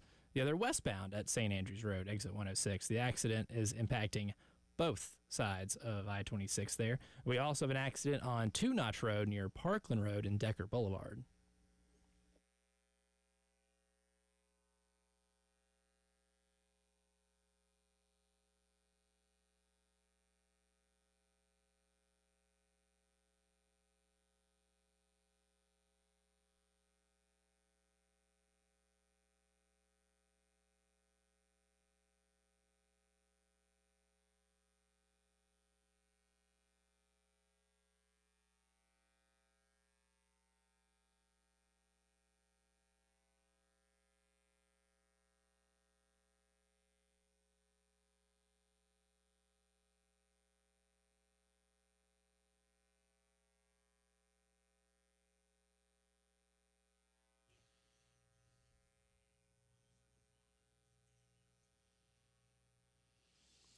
It is 5 o'clock news time on this Thursday. Welcome back in. It's also the final hour of the Postgame Show. Alongside Elijah Campbell, I'm Jay Phillips. We start with big news in the NFL, or so we believe, because while it sounds like a big deal, it's not official as of yet. But Adam Schefter of ESPN is reporting that Aaron Rodgers will sign with the Pittsburgh Steelers, according to Brooke Pryor, who covers the Steelers for ESPN. She writes, it ends months of uncertainty around his future and unites the future Hall of Famer with a team that desperately needs a quarterback. So again, plans to sign with the Pittsburgh Steelers. I would much rather, in our line of work, or if I were a fan of the Pittsburgh Steelers, or just someone who likes football, to say he has signed with the Pittsburgh Steelers. So I don't know what the continuing delay is. I mean, I'm not trying to be a smart aleck here. 2 weeks ago, could we not have said this as well? He was planning on it, but he just hasn't done it yet. Yeah. I mean, has it not felt that way since the draft? This feels like some high-profile procrastination. Like, yeah, what's the holdup? Now it goes on to say that he anticipates being with the team in a few days and going through some OTAs next week. Okay, plans to. So, I mean, let's just pen to paper. Yeah. Jersey, Mr. Rooney and Aaron and Coach Tomlin, flashbulbs, Steeler fans, towels waving. Like, that's what we need. Well, let's see that. Then I'll tell you that this is a big deal. I feel like at this point, when the report comes out that he plans on doing that or signing, if he doesn't sign, then it's just a horrific look on both parties involved. Right. So that's why I feel like it's getting done, and that it's like maybe 99.5% done, and there's just the formality. And I'm sure that both sides have known for a while, because I think the Steelers would have drafted a quarterback if they didn't think they were getting him. I mean, I've mentally been on Aaron Rodgers will be playing for the Pittsburgh Steelers in 2025. I've mentally been in that space ever since the conclusion of the draft. Because since the Steelers didn't take a quarterback in the draft, that tells me that either they're waiting for Aaron or they're going to do something the Steelers don't do, and that's tank. Yeah, and I don't think I don't see that. Yeah, I don't see that. I'm with you. A few weeks ago on the McAfee show, Aaron Rodgers said, quote, "I wasn't stringing anyone along. I wasn't holding anyone hostage. I was honest from the jump about where I was mentally and some of the constraints I have in my life right now that warrant my attention. I'm open to anything and attached to nothing. Retirement could still be a possibility, but right now my focus has been and will continue to be on my personal life. That's what I've told the coaches. There's still conversations that are being had. It's all been very honest lines of communication." Now, again, that was a few weeks back, so that's not something that happened here recently. And he's on McAfee all the time, obviously. So, again, lots of reasons to believe it. You and I talked about this a little bit earlier. Look, this is a big deal. This is a Hall of Fame quarterback, and this is, look, I know what the Patriots have done to have now their Super Bowl titles that they have, but in a lot of ways, you can look at the Pittsburgh Steelers and say this is maybe the historically biggest franchise in the NFL. It's one of the three most popular franchises in the NFL. It absolutely has a national fan base. But they've fallen off of late. And you and I were talking earlier. They are, at best, the third best team in their division. And maybe 6, 7, 8 in the AFC. Does Aaron Rodgers elevate them above either Cincinnati or Baltimore in the AFC North as currently constructed? I don't think so. And if you said, Jay, if I could give you Aaron Rodgers, Joe Burrow, or Lamar Jackson as your starting quarterback in that division right now, because I don't know what Cleveland's going to do. With the 10,000 quarterbacks, you want me to start bench drop right now? Do a literal start bench drop for the Browns? Well, not even for the Browns, just for the three. Just the three I just named. Yeah, it would be. That would be. I'm going to. Oh, this is tough. I'll start Lamar, and I'll bench Burrow, and I'll drop Aaron. That's the easiest one I think we've come up with today. Yeah. We've tossed around a lot of ideas. I think that's the And if you wanted to say easiest one yet. You'll start Burrow, because Burrow had a hell of a year last year. It's just they couldn't tackle anybody. Outside of Trey Hendrickson. Even then, they might not bring him back. Yeah, how crazy was that, right? Like, he had an all-pro kind of year. They had the sack leader, the NFL sack leader, and still the defense and still was had bad. a terrible defense. So if you want to start Joe Burrow and bench Lamar, that's cool too. But I think either way, you're dropping Aaron Rodgers of those three. So, it sounds great. And, again, I don't mean to be flippant when I say this, but is it kind of like when Jordan went to the Wizards? Yeah. It's like, cool. But, like, if the Wizards won 6 NBA championships in their history. Yeah. But all is the bullets. I know he only has one title, but what does he have? Like 4 MVPs? I mean, look, we know how great he was. But he's also, again, a 41-year-old man who 2 years ago tore his Achilles. Right? So I'm doing shoulder shruggy guy for those who aren't watching. And a lot on of YouTube. quarterbacks that not even just quarterbacks, athletes, at that age having Achilles injury. Very rarely are they ever the same. Man, you might be 21 years old and blow that thing up and not come back. back. For some. And I think one of the best examples is the clear drop off in Kobe Bryant's career once he tore his Achilles. He was a shell of himself. Yeah. For years after that, right? So, big deal, yeah, but how big a deal? I don't know, man. I don't know. I think it's a deal. It is. I wouldn't say a deal. It's a big. Yeah, it's a thing. And part of it's because we just knew. I think we knew this was coming all along. I don't think anybody really shied away from this being a fact, almost almost unnews broken fact, if you will. I just. Once the Steelers didn't draft a quarterback, you just knew that they had Aaron Rodgers in their back pocket because who else was taking him, too? You could play the process of elimination game and go through almost every single team. Do you think Aaron Rodgers would go there? Nope. Steelers, maybe. Nope. And then when they don't draft one, it's like, okay. Yeah. A franchise like the Steelers don't go into OTAs with their projected starting quarterback for a season being Mason Rudolph. Right. That doesn't happen. Right. So we'll see. But again, still no pen to paper. And like I said, no formal press announcement, no jersey with Aaron's name on it, with Mr. Rooney standing next to him, smiling. But they're planning on it. They're planning on it. Going into the ninth inning today, as we continue our integrated media headlines of the day, the Atlanta Braves are planning to win. And you think, hey, you should plan to win. You're winning 10-4. And then Eugenio Suarez hit the go-ahead 2-run double to give Arizona an 11-10 lead that they would not relinquish, as Atlanta didn't do squat in the bottom of the ninth. So, yes, Braves fans, Atlanta blew a 6-run ninth-inning lead.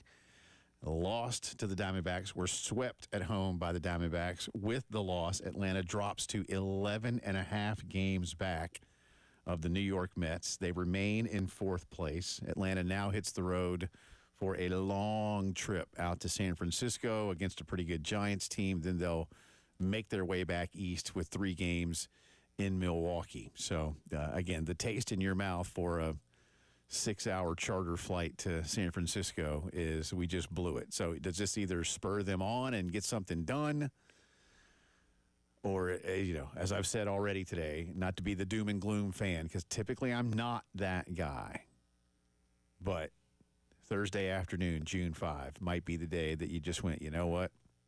It ain't happening. I think today is the day that Jay Phillips's glass became half empty. Yeah. And I'm one of those, from a logic standpoint, that doesn't believe in half empty, because empty is empty.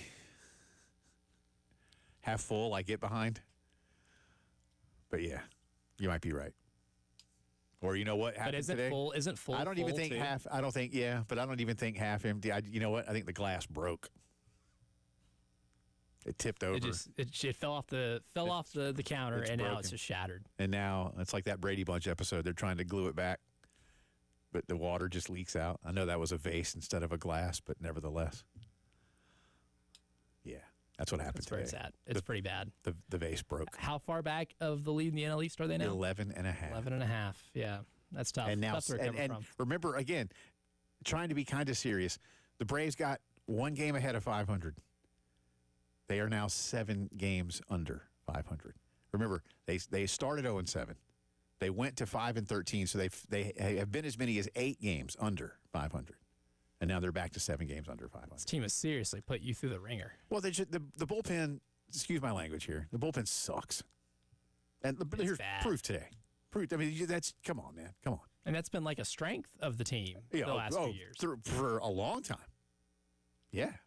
Because that's what you if you said to me, hey, if you're going to be a championship team, what's maybe the most important facet? I mean, yes, starting pitching and whatever else. But you know what? If you can't hold leads, if you can't preserve leads, then forget it. And so many teams can score some runs. A lot of teams can score runs. Well, then you lose the chess match in the playoffs too. Whenever that becomes managing the bullpen becomes just. But when you know you've got a role for every guy in your pen, and 4 out of 5 times, because it's baseball, so 4 out of 5 times they're going to be successful or better. Yeah, but right now, industry term, tough. But today's bad. Man. Maybe they'll effort a bullpen arm. Industry term. Industry term. I don't know what they're going to do with it, man.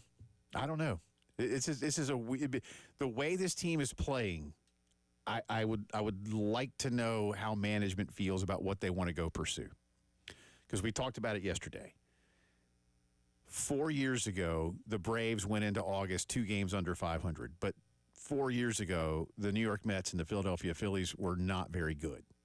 And it wasn't all that hard for Atlanta to get hot and then go win the East with only 88 wins, man. That is true. I mean, not having to win. It wasn't a requirement to win 90 games. 88 isn't going to win the East this year. No. And with the way the Mets are and Phillies are played, they might approach 100. Yeah, I was going to say the magic number there to win that thing might be it might north of 100. I mean, the Mets are already at 39 wins, man. So, they're 16 over. They're playing good ball. They are. And that makes me need a Pepto. Sick to your stomach. Yeah, I don't like that. Finally, the NBA Finals begin tonight. No pun intended. The Indiana Pacers at the Oklahoma City Thunder. Tip off a little past 8:30. Thunder 9.5-point favorites. The BPI 65.6% in favor of OKC tonight. What does the EBPI, the Elijah Basketball Power Index, say for OKC's chances tonight? I think for tonight it is 81%. Oh, wow. Much bigger. They're so good at home. Okay. And they're so good defensively. Before I go any farther, I'm going to assume that Jay versus the Internet will include a question on this game. It absolutely will. 9.5-point favorites are the Thunder tonight. And you want to know a real fun fact about the Oklahoma City Thunder and how good they are at home? Tell me. So in their games this year, in the postseason alone at home, they are plus 221. That is the scoring differential. All right. How many games? I can't remember how many it was, but I mean, like it's not a lot. But it's enough for them to be outscoring opponents at home on average per game. And that includes the one loss. They did lose once at home this year against the Nuggets in game 1 of that series. But they're outscoring opponents by an average of 24.5 points per game at home this year in the playoffs. Yeah. It's impressive. Including one 40-plus point win against the Nuggets and then a 50-plus point win against the Grizzlies. Just looking here, too, for the season, Pascal Siakam and Shai Gilgeous-Alexander, who are their team's leading scorers, both shoot 52% from the floor for the season. These are two incredibly efficient teams. Yeah. Incredibly. 8:30 tonight. All right, I'll make the pick on the spread and whatever else we have. Oh, we have it is all NBA Finals themed, including one of my favorite games. I've been waiting all playoff long to be able to break this one out. Role player roulette. Okay. I'll give you 4 role players, guys who've played the most minutes off the bench for both teams, and you got to pick which one has more points, rebounds, and assists. That's our integrated media headlines of the day. We'll come back on the other side, revisit a little of our conversation with Mitch Light, and we'll continue our start bench drop for the day. Alshon Jeffrey, Sidney Rice, Sterling Sharp. You got to start, bench, drop those Gamecock great receivers. We'll follow up with some of that for you, too. You're listening to the Postgame Show.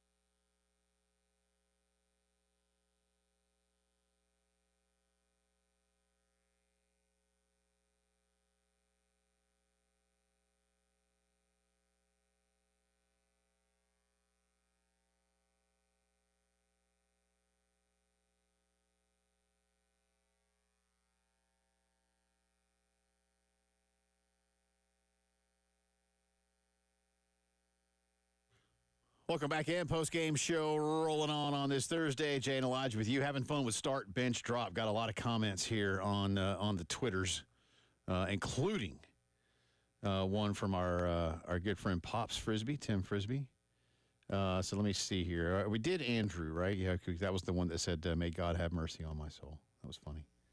All right, Pops wrote in, says, I'm biased.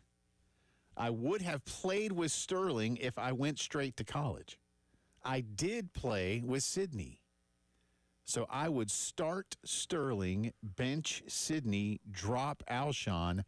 Obviously not recency bias, just bias. And he has a laughing emoji. That was a good response. I like that. That's good. Thank you, Pops.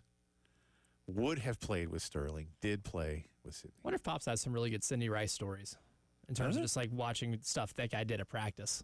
I'm sure he probably made some plays that nobody knows about that. Jaw dropping. Like in practice, right? Like when you see it every day, you probably get numb to it. After a while. That's one thing I've always thought about. Did they ever actually blindfold him? Yeah, because I say that. Like, you could have blindfolded Sydney. He'll still catch the ball. At some point, they should have. Sydney, put a blindfold on. You're just let you run a route against air, and just if you can just by memory of steps and knowing where you're at, and we're going to throw the ball to you, can you catch it? I told you, that Florida catch. Guy could have done it. That Florida catch. I mean, he's running, and he just, there it was. I mean, it's like, how did he even know the ball was there yet? Because he wasn't looking for it. Just elite ball skills, man. And feel for the game. Sidney Rice had an amazing feel position. The Twitter handle is Brother Lunchbox, which is fun. Very nice. Start Sterling, bench Alshon, drop Sydney. If he says if you can find who the QB was for Sharp, he might agree Sharp made him look pretty good. Yes. He said, I think the forward pass was just invented. No, come on, man. Now you're making me feel I was in high school. Come on. Come on. Let's not go too far with this, all right? I was in high school. That's funny. Alshon for a clutch play, and I agree, Rice and Alshon are close, and the ball seemed to stick to their hands. Yeah, throw them the ball. That's the number one thing. They caught everything you threw. I mean, I don't know. I don't have the number of drops, but I would think the percentage is amongst the lowest that you could find because it's just, look, everybody has a drop. Yeah. Jerry Rice dropped the ball from time to time, and it happens. But just so many, and they were always, it felt anyway, like they were always contested. It wasn't, some receivers just find a way to just get open. Like you mentioned Larry Fitzgerald, he was so fast, and the routes that he ran, it's just, he was open. And I love that guy. It's amazing. But the majority of Alshon and Sydney's routes were basically just, I don't want to say just all go routes. I mean, they had nuance to it, but so many times it was just, they were those jump balls, and they were contested. Yeah, you get it. And just made the play. They're the type of receiver that I like to describe like this, right? Is this receiver covered? Then check box yes that they are open. Is this receiver or not covered? Yeah. So is this receiver covered? You still check the box yes that they're open. They can still be covered and still be open because they're that good at catching a jump ball. So there's that one. Michael hits us, says start Sterling, bench Alshon, drop Sydney. That is the dominant. Lloyd, start Rice, bench Jeffrey, cut Sharp. Yep. Lloyd's response is the only one of that. Well, that's the only response of Rice, Jeffrey, Sharp that we've gotten so far. He says Rice is the best wide receiver we've ever had. Only played 2 years and has the most touchdowns. If he played his junior year, he would have owned every category. He's the only wide receiver with multiple 1,000-yard seasons. And he throws in and says Gamecock football needs to retire number 4. I can certainly agree with that. Yeah. Hey, listen, I'm telling you, special. His name definitely belongs up there in that stadium. That's for sure. Is it just, again, are they going to hold the 2 years against him? Or do you just let the production stand alone? I think you let the production stand alone. Like, how many guys in their career, 2 years or not, or even for a season, were averaging 93 yards per game receiving? That's your average. Yeah. That's crazy. Not many. When going back and making sure, like looking at some of the statistical production between these three gentlemen here, I think that's the one stat that I saw where it almost made my head hurt because I was like, oh my God, what? He averaged what per game as his career? Yeah. 93. That's nuts. Yeah, and again, I know a lot of fans, we talked about it earlier, remember that Sydney, was going to come back and then didn't, and that hurt a lot of people's feelings. But I don't blame him. I think you got to go do it. You got to go make your money. That's the way I look at it. You got to go make your money. All right, so we'll continue to do these for a little. Do we have time to do any of the Mitch Light that we want to do? We do. Yeah, I mean, I cut out the answer about Paul. Yeah, so we asked Mitch Light, who covers college baseball nationally for The Athletic. He joined us earlier, and we most of what we did today with Mitch was previewing this weekend's Super Regionals. But we did start him off with his thoughts on South Carolina choosing to give Paul Mainieri another go. Yeah, nothing would have surprised me. I think we're in a similar situation with Texas A&M, sort of different scale. There are a lot of people that know that program very well that were reporting that, Michael Early was going to be out, and they elect to keep him. I think we've seen this in college sports in this era. Rather than spend the big money in getting rid of a coach, invest some more resources towards that program. That's not always the best move. It might not be the wisest move in the short term. Specifically to South Carolina, I mean, I was not a big fan of the hire to begin with. Did I predict 6-24? Of course not. I didn't necessarily think it was going to be a tournament team, but for them to implode the way they did was very disconcerting. Kind of rambling here, so I'm not surprised they retained him. We'll see what they do in the portal. I know they've already made one big move there, but obviously year 2 of Paul Mainieri will be important. And if they struggle next year and they make a move, then you're like, well, why didn't we just make the move the year before? Like, if you're going to make a move, do it when you think the move should be made, if that makes sense. So definitely a storyline, one of the more intriguing storylines next year in the SEC. He's right. And, again, look, if Carolina can go out and they obviously are going to put more money into roster recruitment and retention. I think they've already done the retention part as best they want to. I imagine there might be a couple other names that hang around, but portal is now open. It opened officially on Monday, and it'll run through the end of the month. Again, you can enter the portal for the month. You can certainly, as long as you're in, you don't have to sign with a new school until school begins in August. So there's time for that, and they've got a couple of good names already. I don't discount that, but unless you just go out and blow it up, the feeling is still going to be you've got a mountain to climb, a big mountain to climb. Doesn't mean you can't climb it. But I don't disagree with keeping Paul. I understand why for a lot of reasons. I understand some of them are business. I understand some of them are PR. And I understand some of them are just, hey, you don't fire somebody after 1 year if it's just if there are probably reasons as to why. But that's the rub for a lot of fans, Elijah, is, hey, it was bad. In fact, it was historically bad. And are we sure that this staff is capable of competing in a league where 13 schools just made the tournament? Yeah, okay, 9 of them didn't make it out. And some of them weren't going to make it out. A couple of, look, Georgia and Texas and Vanderbilt, yeah, you probably need to feel. Georgia, not quite as much. Georgia had Duke and Oklahoma State in their regional, and that's a little more even.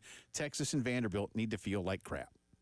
So 3 combined losses to UTSA and Wright State between the two of them. Yeah. And again, Vandy, the first ever 1 seed to not even make a regional final. Should be a lot of shame there. Yeah, that's shameful. Georgia saw some brilliant Duke pitching in the first loss, and then Georgia's bullpen blew it. Yeah. They were winning. They got a little ahead of themselves. Georgia was winning 8-7, and they ended up losing, 11-10? Mm-hmm. It's an underwhelming Oklahoma State this year. But, it's still Oklahoma State, for what that's worth. But I'll keep saying it. South Carolina is not here to just make the tournament. And I realize when there's certain changes, you have to allow for some of that. You can't allow for much around here, in my opinion.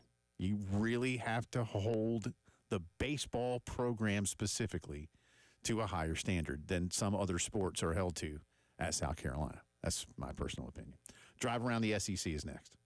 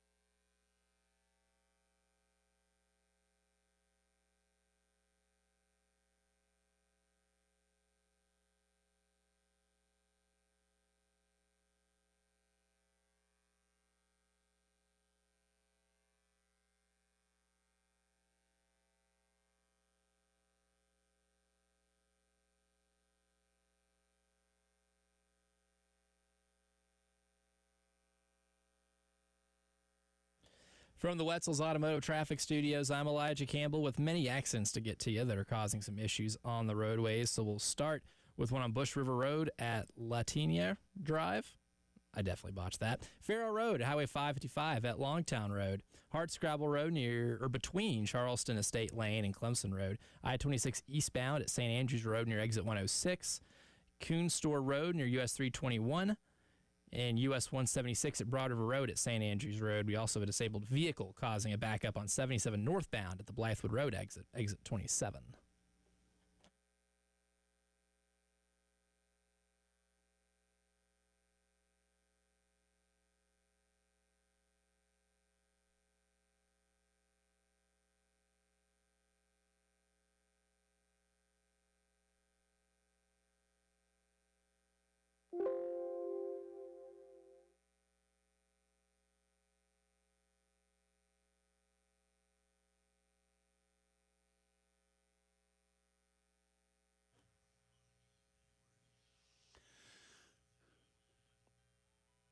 It is Drive Around the SEC time on this Thursday. We'll revisit more of our start, bench, drop segment, too. We've been doing that throughout today. Start, bench, drop. Alshon Jeffrey, Sidney Rice, Sterling Sharp. Some political news that affects the world of sports. Today, the state of Texas passed a new amended NIL law. Actually, they didn't pass it. They passed it a few days ago. Today, it was signed by Texas Governor Greg Abbott. This will now allow schools in Texas to directly pay athletes. It will also allow Texas high school athletes age 17 or older to sign NIL deals. This made it through the Texas legislature real quick, man. Under the previous law, this was introduced in March. And they just made it right on through here for June 1 and then signed officially today. Under the previous law, high school kids could not sign NIL deals in Texas. And again, now the new one says 17 years or older, and you're good. The previous law also said schools could not, quote, provide or solicit a prospective student athlete of an intercollegiate athletic program at the institution with compensation in relation to the prospective student athlete's name, image, or likeness. Now they can. Look, I think this is, again, we've talked earlier about, like, I'm not trying to equate the two, but the Aaron Rodgers thing, is it a big deal? I don't know. It's a deal. What'd you say? It is a deal. It's a deal. Yeah, certainly a deal. I don't know how big a deal this really is. This is in line, by and large, with what we expect from the House settlement. By the way, if you haven't heard, and we haven't talked about that this week, I know we've spent some time in the past talking about it. We've been busy with other things this week. The House settlement now will not be signed off upon until at least the 27th of this month. And remember, most of these things from a fiscal standpoint will begin on July 1. This doesn't seem ideal. So I'm not sure. We all treated it. And I mean, we all treated it like this was a done deal. And that in April, Judge Wilkin was just going to, all right, thanks, y'all. Appreciate it. Everything else just seemed like a formality. All good. But there were a few objections from some folks, and she wanted to, clean up those loose ends. And then there were a couple more, and she wanted those cleaned up. And then a couple, then it was going to be June 6th. I mean, tomorrow was going to be the day. And a few days back, I guess maybe last week, she kind of said, oh, all right, well, we're not going to be ready on June the 6th, are we? So she gave him 3 more weeks. And so, I don't know. I think it's going to happen. But that's a Friday. So you'll be expected to basically go in on, I guess Monday will be the last day of June. Monday, is that right? Yeah, the 30th? Mm-hmm. Yeah, Monday 30th, last day of June. So you'll get one, if she says yes on Friday, and that's also July 4th weekend. July 4th is the next week, but it's the start of the July 4th holiday week, if you will. college administrators everywhere will not be on vacation. No. They will not. They will be, well, like a lot of us, they'll be sweating. Yeah. But that's because we're outside. It's for them. It's because they have to completely change course of what they're going to do with the money they thought they were supposed to have to distribute because of revenue distribution. But so the new Texas law, basically, it just says now the schools can pay the kids and that high school kids can have NIL deals. The thing is, if you don't see the House settlement okayed, then Texas schools are going to start paying their athletes this fall. Regardless. And that's why I was asking, like, how many changes need to be made or how many amendments need to take place with the South Carolina law. I think everything's okay because for the most part, schools can do what they need to do. But, look, here again, an illustration of why we do need some type of federal standard, I suppose, or at least rules that the NCAA could make that people could get behind because they know you won't get sued. But that hasn't happened either. They haven't been very good at that. Well, they've avoiding that given whole up, man. thing. They've given up. They've given up. And that's the worst part. Seriously, that's the worst part. They just gave up. You fought so hard and so poorly for so long. For decades. You're like the Washington Generals. They are. I mean, they have the same record. And every once in a while you got pantsed. 0 for infinity. Both being pantsed in court, but different courts, of course. I mean, there are a lot of similarities in the NCAA and the Washington. By the way, speaking of which, do the Savannah Bananas have a regular opponent that yeah, the Party Animals. Okay, and they always lose? No, they don't. No, actually, so the Party Animals will win sometimes. Oh, really? They play legit banana ball. Okay. I just figured that was kind of because well, because they travel along with them and they do the. Well, the Savannah Bananas are basically the Harlem. It's a Harlem Globetrotters for baseball. It's baseball's version of it, but they do actually play competitively between the two squads. Huh, okay. But I don't know if people say, I went to the Savannah Bananas game. No one ever says I went to the Party Animals game. And, I feel bad for those players. Yeah. Our friend Tony Clyburn, formerly of B106 and one of my favorite people of all time, got to play for the Washington Generals against the Harlem Globetrotters when they were. Was it like when they were here? Yeah. So is that what they did? They just he got Generals didn't travel. No. There was. I think it was mostly the Generals, but I suppose in certain cities, someone is chosen to suit up for the Generals, and Tony got to. Oh, that'd be amazing. I was kind of jealous. That would be a pretty amazing experience. I was kind of jealous, but it was the same time that I got to meet Curly Neal. So my jealousy play against Curly Neal. Yeah, I didn't get. Well, Curly didn't play. He was like the ambassador by then because this was probably 10 years ago. Okay. Yeah. But you got to meet. I got to meet, dude. So you see where I am if you're watching, but you see where I am. So Haney and I are getting into a commercial break, and here to our left, for those of you, I'll just try to describe. We have a big area where we used to have desks, and we're building a new podcast studio out there now. But we used to have our desks and cubicles and stuff. And I have a big window here where I can look into the production room, so I can see Elijah. He can see me. This is where Haney used to sit. And taking a commercial break, I'm coming around my table here. I look out to my left, and I do one of those I was like, that's Curly Neal, and I about fainted.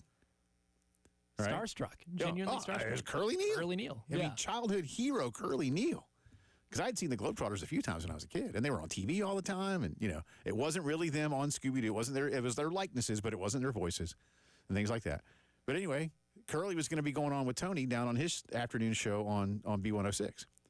And so I, as politely as possible for a man that was at that point, 44 years old, I was like, can Mr. Neal come and do our shit? He had like his PR people, and he was like, yeah, I'll do it, absolutely. Oh, that's sweet. So he went and did his 10 minutes with Tony, and then we kept him for 20 minutes, man. Oh, that's awesome. And it was 20 minutes, 20 of my favorite minutes of all time.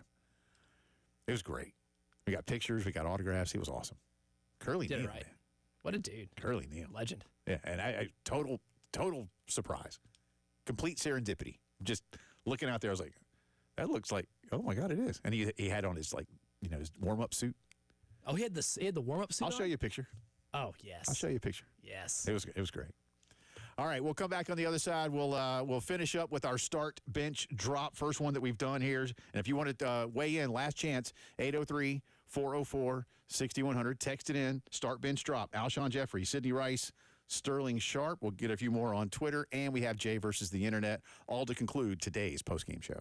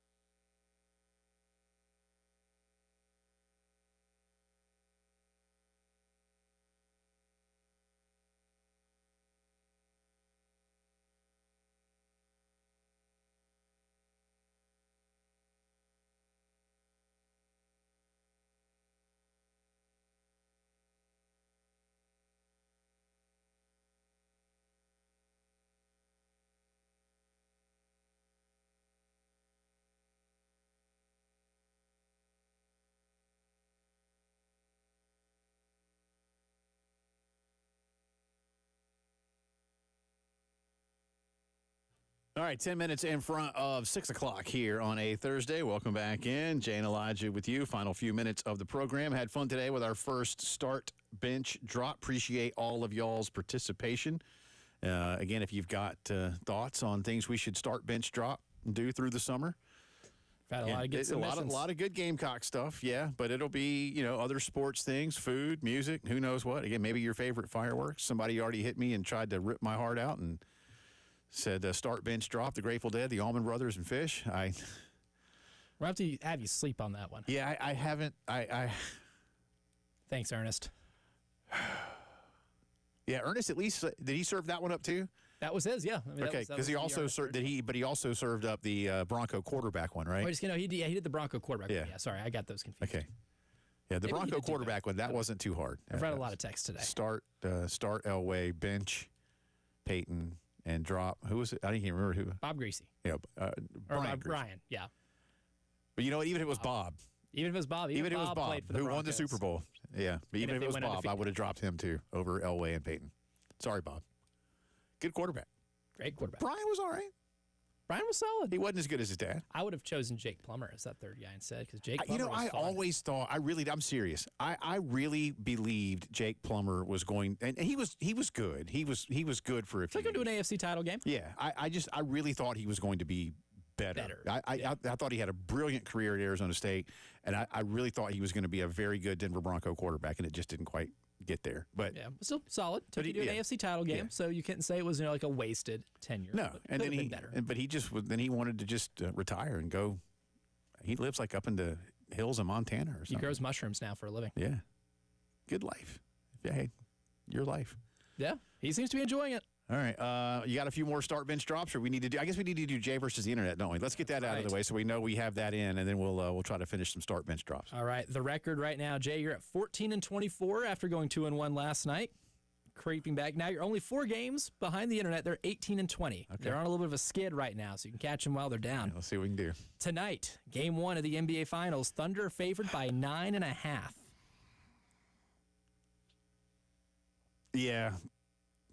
Thunder minus the points. I feel like tonight, nothing against the Pacers, who I think could even win game 2 potentially. I just feel like tonight the Thunder really show out. Yeah, and set the tone. They're so great at home. But 64% of the internet say Pacers cover 9.5. Well, I mean, that's a lot of points, man. That's a lot, especially in an NBA Finals game. But last time I got a lot of points. I took them in that building, and I think the final was like by 20-something. They're outscoring their opponents by 24.5 points per game at home. Yeah. That even accounts for the 2-point loss they had against the Nuggets in the playoffs. All right, number 2, role player roulette. Excited to break this one out. Which of these 4 role players will have the most points, rebounds, and assists tonight in game 1 of the NBA Finals? Alex Caruso of the Thunder, Cason Wallace, also of the Thunder, former Kentucky Wildcat, former National Player of the Year Obi Toppin for the Pacers, or T.J. McConnell of the Pacers? So, does it matter who does what? It's just that whatever the final number is when those three categories are added up. Yep. Who are my 2 Thunder again? Alex Caruso and Cason Wallace. Give me Caruso. Caruso, good pick. Because it's gonna be somebody from the Thunder that I think does that tonight. Role players at home step up in the finals. Yeah. And lastly, which team's superstar will collect more points, rebounds, and assists in game 1 of the NBA Finals? MVP Shai Gilgeous-Alexander or Tyrese Halliburton, a.k.a. the Burt, according to Michael Guess. Yeah. The Burt. Again, what I'm feeling about what tonight should look like, could look like, give me Shai.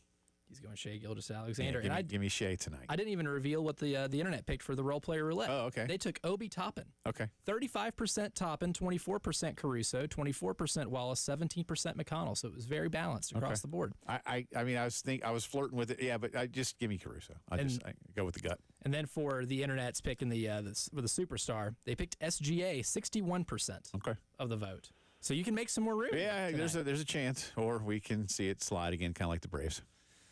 Just don't blow the lead. That's right. That's all we're asking. You get a 6-run lead in the 9th inning, don't lose it. I'll have Elijah put out the final results of Start Bench Drop on the interwebs, and we'll do another one tomorrow. That was fun. Yeah, appreciate it. Fun. Thanks to Mitch Light for joining us. Thanks to all of you for participating and being with us. We appreciate you. We'll do it again tomorrow. See you.